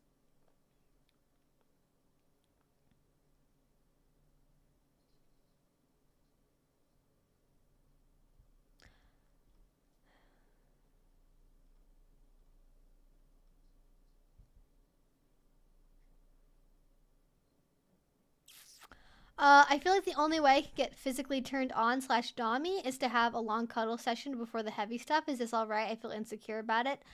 I can see how there might be some submissives that would make you feel insecure about that. Like, I can see a scenario where they'd be like, well, if you're a dom, why do you want to do this? Like, there are some submissives that, like, they just want somebody to come and beat the shit out of them and then leave. And, like, if you don't do that, then you're not a real dom. And that's bullshit. Like, I think if what you want is to kind of, like, establish that, like, physical and emotional connection and have that be in place before you go into the heavy stuff. I think that actually sounds like a great idea. I think more people should do stuff like that. I think it's really good, for example, to do breathing exercises together, or have some other kind of like physical intimacy where you establish that connection before you go into play, whether that be like a 45-minute cuddle session, or sharing breath for a few seconds, or synchronizing your breathing or something. I think all of that can be really good for getting into the scene space and just having a better time in general. So I wouldn't feel insecure about it. And if you're with somebody who is going to make you feel insecure about it or makes negative comments about it, then like they're probably not a good person to be playing with, because that's just like, in my brain, is like a ridiculous thing to make somebody feel guilty about. Is that like, I want to have connection with you before I beat you up? Like, really? Like, is that such a hard thing to ask? Like, I can see it if somebody like associates maybe cuddling with like a romantic and sexual relationship, and your relationship isn't, and so for them that would be like going too far, or like breaking what they think is like typical, or like what they want from a DS relationship. Like, if people are allowed to say no to what they want to say no to, but if you need that and the other person can't give it to you, then you're not going to be compatible, right?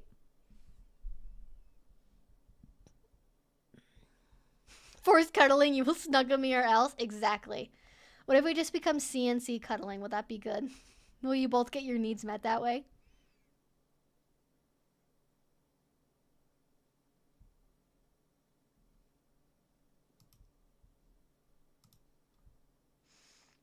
Mm.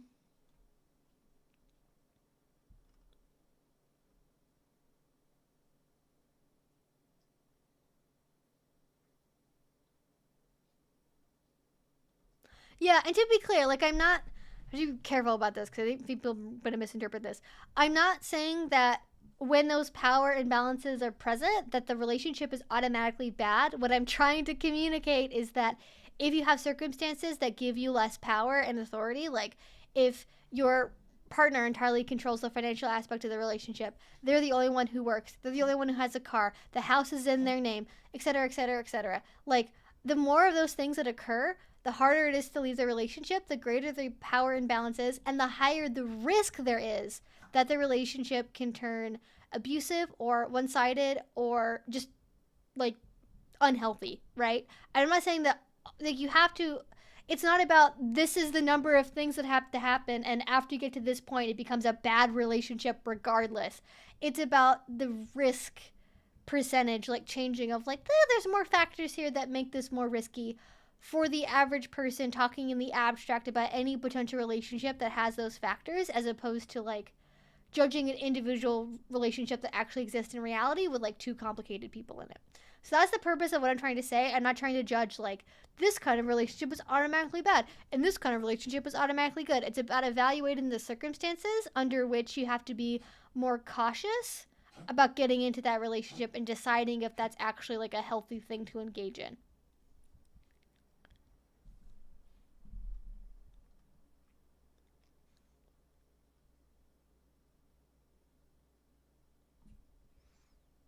So I would appreciate if we could all be kind to other people about their relationships. They are being vulnerable and sharing things.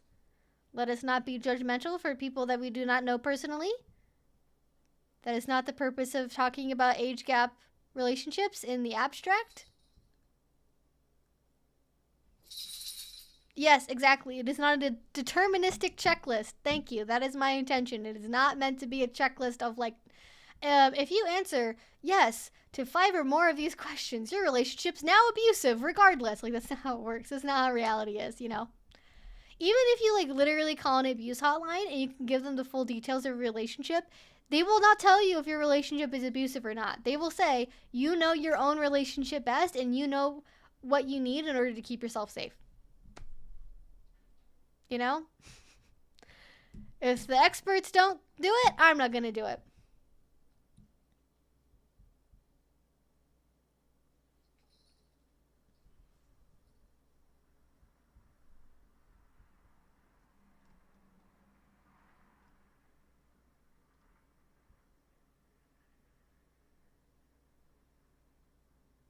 But someone can absolutely be mature for their age, or an old soul who's done the work emotionally and mentally to heal from childhood baggage.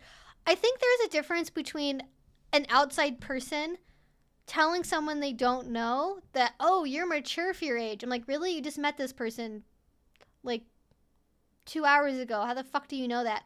Versus a person who internally knows themselves that they've been through a lot and they've been through therapy and they've done the work they need to heal from whatever baggage or trauma or other things that have happened in their life, and they've healed from it and they feel like that's wizened them in some way. So it depends on the direction it comes from. Because outside judgment about your maturity by a stranger that is looking at you as like a 45-year-old looking at a 20-year-old versus you yourself making a personal evaluation about where you are at is different. Does that make sense? I hope it makes sense.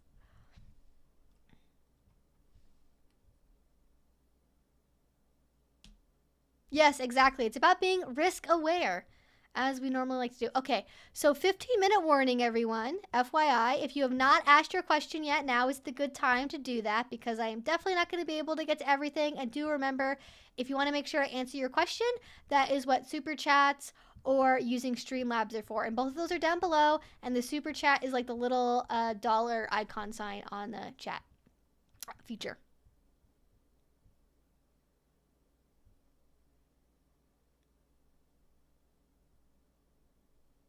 Okay, I will answer this one in a second from Honeymoon Force. We have a super chat from Ticket Black. Why is it so popular that a lot of cartoon themed characters are portrayed in kink? Were we all just kinky 90s kids? LOL, what was your opinion? Do you mean that cartoon characters were designed with like fetish attire, like Catwoman in like a black full body suit? Or do you mean like cartoon characters are popular in like kinky porn? Because I feel like those are two different things. And I could read it either way from this question. And I feel like, as somebody that is asexual, I do not understand this phenomenon. I have to be honest. When it comes to porn that is like, oh, here's these two characters like from this video game doing kinky BDSM stuff, or here's like Bowser doing this kinky shit to Peach or whatever, like that I do not understand. Like I'm like, what? Like the only thing you can think of is that like, it's like familiar, and so like people go to that by default, and also that there are people who find it like taboo, like, oh, cartoons aren't supposed to be sexy, and so now this is like sexy because it's a cartoon and that means it's naughty and bad and more kinky, which I don't personally understand whatsoever, but people do think that way about like cartoons that are kinky. But if you mean in the sense of like why are cartoon characters designed with like kink stuff, I think that's just like shorthand for villainous, right? Where it's like, ooh, the sort of dominatrix evilly woman, right? Like She-Go or Catwoman or things like that. I think it just gets be like, oh, kind of kink adjacent punk goth aesthetic, all black means sexy and dangerous, you know? Exactly. Why did two different people literally type Rule 34 at the same time in the chat? I guess that's true. Well, it's not even just like Rule 34 in that it somehow could vaguely exist, but that it is actually like a common thing, you know? Oh, thank you, John. And thank you, Grant, as well. I did my first ever scene last night. Ooh, congrats. Edging with me as the Dom. Today I'm feeling quite empty and almost flat. What advice do you give? So I totally do, Grant. That is a super common experience. Today, what you are probably going through is called Dom drop or top drop. And this is what I guess I would call like a biochemical and psychological reaction to doing something that was very like mentally and emotionally intense, and also something that was, sounds like, probably very enjoyable for you, even though it cost you maybe a lot of energy to engage in. So what you're experiencing is very common. It's a known thing. You're not like dying or anything like that, first of all. But what I would say is that aftercare as a top or as a dom, as you are, is still really important. So if you haven't reached out to the person you played with, send them a message on FetLife, send them a text, whoever it is you can talk to them, and just let them know, like, hey, I'm checking in with you. Just want to kind of confirm how you feel about last night. And I think what's helped for me is hearing from the other person that they had a good time and they enjoyed it, and getting that reassurance can do a lot for that kind of feeling of emptiness and feeling hollow. It's just like being reassured that what happened was okay. But also you do have to take care of yourself, because you have to sort of think about it like, I have depleted my mental stores and that has to be built back up again. So do things that you find restorative, things that you find relaxing. Remember to take your vitamins, drink lots of water, make sure you're getting adequate sleep, do those kind of baseline things.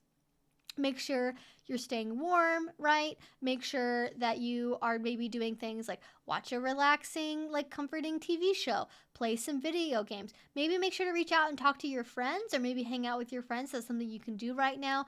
Try to, if you're extroverted, I would maybe more recommend that. But if you're introverted, maybe more time alone is better for you. But whatever makes sense to you, whether it be kind of having restorative alone time, taking a bath, getting a massage, something like that, or spending time with friends and reaching out and reconnecting and kind of getting that energy back from other people can also be helpful. And just know that it's going to take time. It could take like a day, 2 days, maybe 3 days before you get kind of fully back to normal. But doing those things to make sure you're restoring your body and restoring your like mental state, it will help, right? Again, making sure you're getting enough to drink, making sure you're eating good food, taking your vitamins, getting enough sleep, all of that will definitely make a difference. But just take it easy. Don't engage in any really intense emotional labor. Now is not the time to like start a fight with a friend, start a fight with a girlfriend, have a really intense work debate. Like, keep it low key. Don't do anything really, that it's going to involve having to exert yourself even more than you already have. And again, if you haven't reached out and reconnected with the person you played with, that is something I think is a really good idea to do as well. Yes, and definitely as well, Vera added, we need to normalize DOMs explaining the aftercare they need. Yeah, so it is perfectly acceptable in the future, if you understand what helps you for aftercare, to talk about that with the partner as well.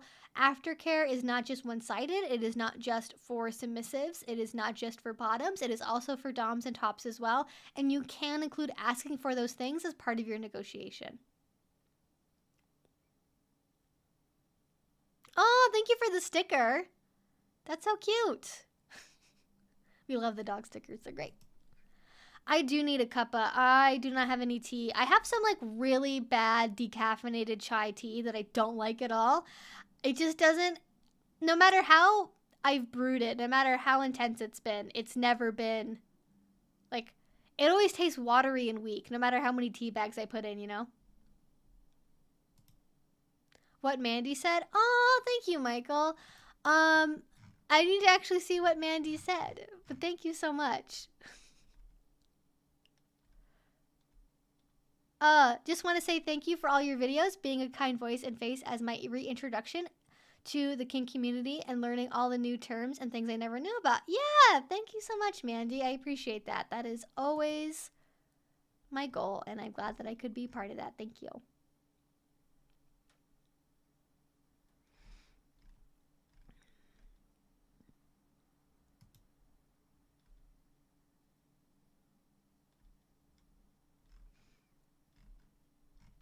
Yes, Lola Bunny, how could I forget? Exactly. What is the best way to ask my hubby for just a cuddle session? I feel like the best thing you can do is not overthink it. Don't make it a big deal. Don't make it like you're asking them to remarry you or to go move to Germany with you or something. Just be like, hey, I really like it if we could cuddle right now. Or just like fucking introduce it when you're already watching a TV show or a movie together. Be like, hey, can we just cuddle? Don't make it too complicated. Don't make it like the end of the world proposal or something. Keep it simple. Keep it like, hey. And if they say no, then you gotta have a conversation about why they don't want to cuddle you. Because that's a different concern.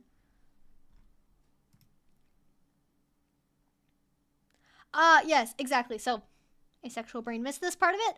If what you mean is that you want cuddles that are just for the sake of cuddles and not for foreplay, and that's what your partner does, is they treat any type of physical contact as like sex could happen at any moment, then yeah, you're gonna want to make sure you have that discussion of like, I really like it if I could cuddle you and just cuddle you. And hopefully they understand that you mean just cuddling when you say just cuddling.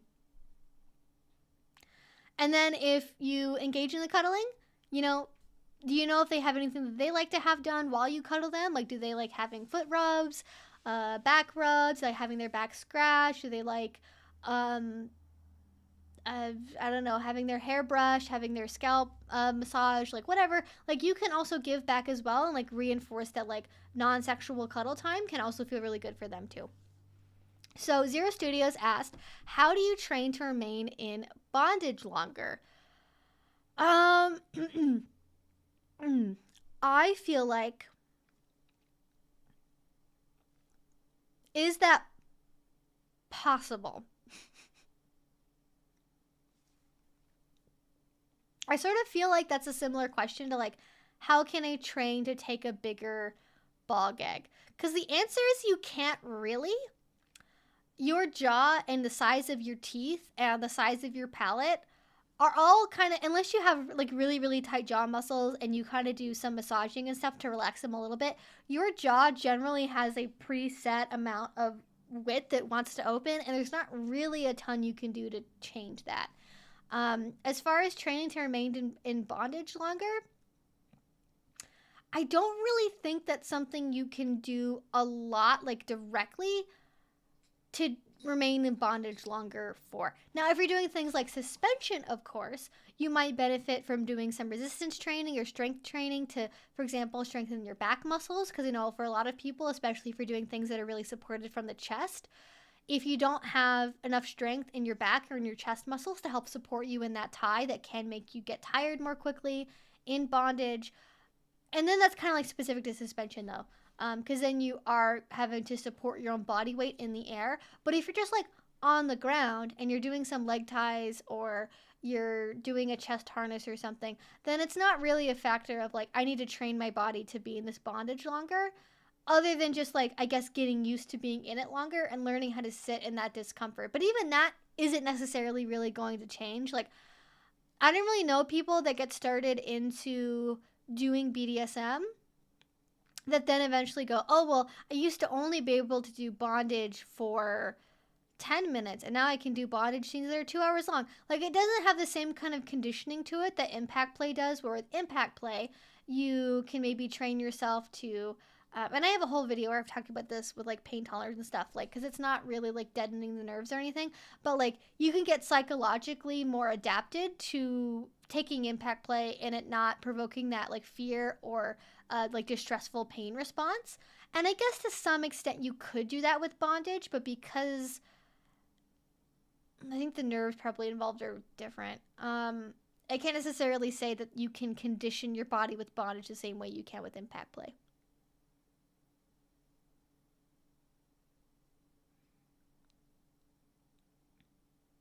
I have a friend that spent a week tied up once. Their partner did change their positions every so often, that's why I asked. I would not necessarily recommend that for anyone to do, because that's a really, really good way to get blood clots.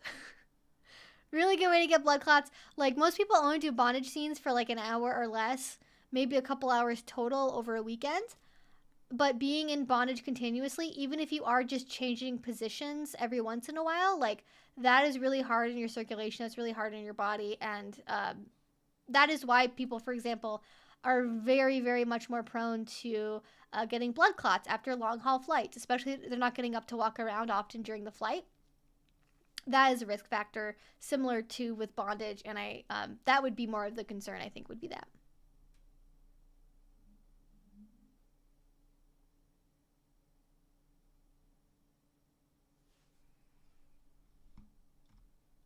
All right, well, we have literally a minute left. Sounds like they took 8-hour breaks, because what? Did they? Okay, I got from that they were in bondage continually the whole time, and then they were let out to change position occasionally.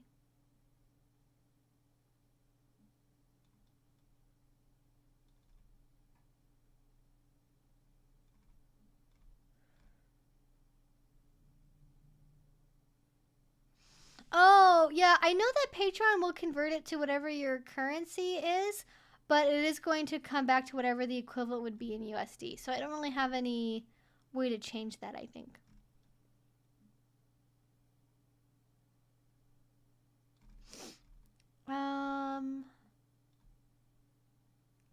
Let me see.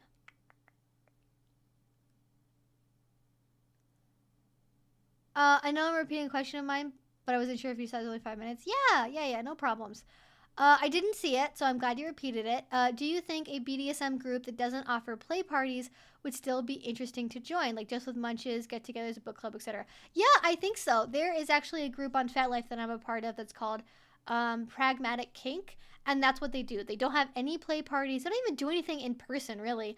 And, well, I think they have some in-person munches and stuff, but they primarily just focus on education and munches and, like, the book clubs and things like that. And I think those are really great. Like, I think there are typically a lot more people that want to do play parties and organize that because it's more rewarding, aka they get more, like, local scene clout for doing it. But I personally think that those are just as much fun to join. But then again, I'm biased because I really like learning about BDSM and having classes and discussion groups and book clubs and all that. So, you know, I may not be necessarily representative of the average BDSM enjoyer's opinion, you know? Decaf chai is so much not like chai in flavor, I refuse to acknowledge it. I didn't realize that before I bought it. I was like, is the flavor just caffeine? Apparently it is. But I can't drink like full caffeinated chai because it makes my brain crazy. Like, I just can't. Like, I have this thing. I do the same thing happens with like a lot of weed as well. Like, I can't. Like, my brain is very sensitive to stimulants, and a caffeinated EV is, I'm not sleeping for a little while, okay? It's not good. Have you ever tried August Uncommon Tea? I don't think I have. And we'll check it out.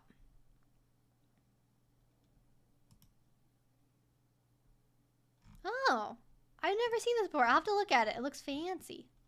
Is it like a subscription box? Oh, I'll have to look into that. Cool. I luckily have friends that are really into tea, so I usually have options for trying a lot of stuff.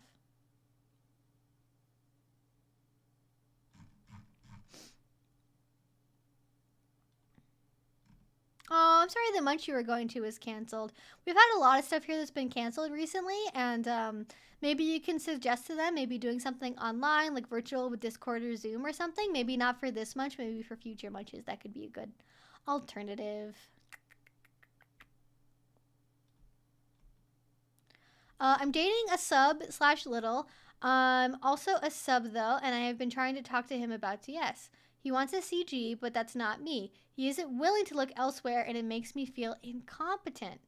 Yeah, no worries about repeating. Yeah, I can see how that would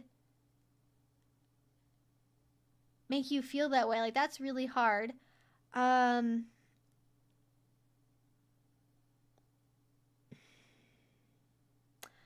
I don't really know what necessarily advice I can give besides, like, that sucks. And, like, if he isn't willing to look elsewhere, then if you feel like... Okay, so the phrasing of it, I'm not sure if he's saying that you aren't the caregiver for him, or if you're saying you're not the kind of caregiver that he would want. And that is, like, I think if you really wanted to try something with this person, I would maybe look at where you overlap between what he wants from a caregiver and what you want to do, and maybe just dip your toes in those areas where things overlap and just see how that feels. But other than that, I would just, like, have empathy for, like, it sucks when you have a partner, which you presumably should be compatible with on certain things, just on paper, and then for some reason, just in the vague, not getting the right energy from this human way, like, you're not actually as compatible as you want it to be. Yeah, CG is caregiver. Oh, I'm saying I'm not a caregiver at all. Okay. Yeah. Gotcha. Yeah, no, that really sucks. Yeah, if you're just like a submissive and you don't have any sort of dominance in you, you don't want to top it all, that's not you. Like, Two-sub relationships are hard if you want to have BDSM in your life and you don't want to look elsewhere, because then someone is always going to be in the position of feeling like they have to top when that's not satisfying for them, when it's not actually what they want, and that can really, really eat away at the foundation of the relationship. Your New Year's resolutions video really resonated with me. Thank you. Oh, I'm glad. I really liked that video. That was a fun one. All right, yeah, I think I'm going to wrap it up now because I need to eat dinner. It is 8 o'clock, and I need to also take Banditi outside. Thank you all so much for being here today. I know we didn't get to all the questions, but we do stream every Friday at 6 p.m. Pacific Standard Time. I have all the different time zones that converts to down below, so if you want to make sure to not miss it again in the future, please do check that out. Again, thank you all so much for being here. Stay safe, and I will talk to you again very soon. Bye!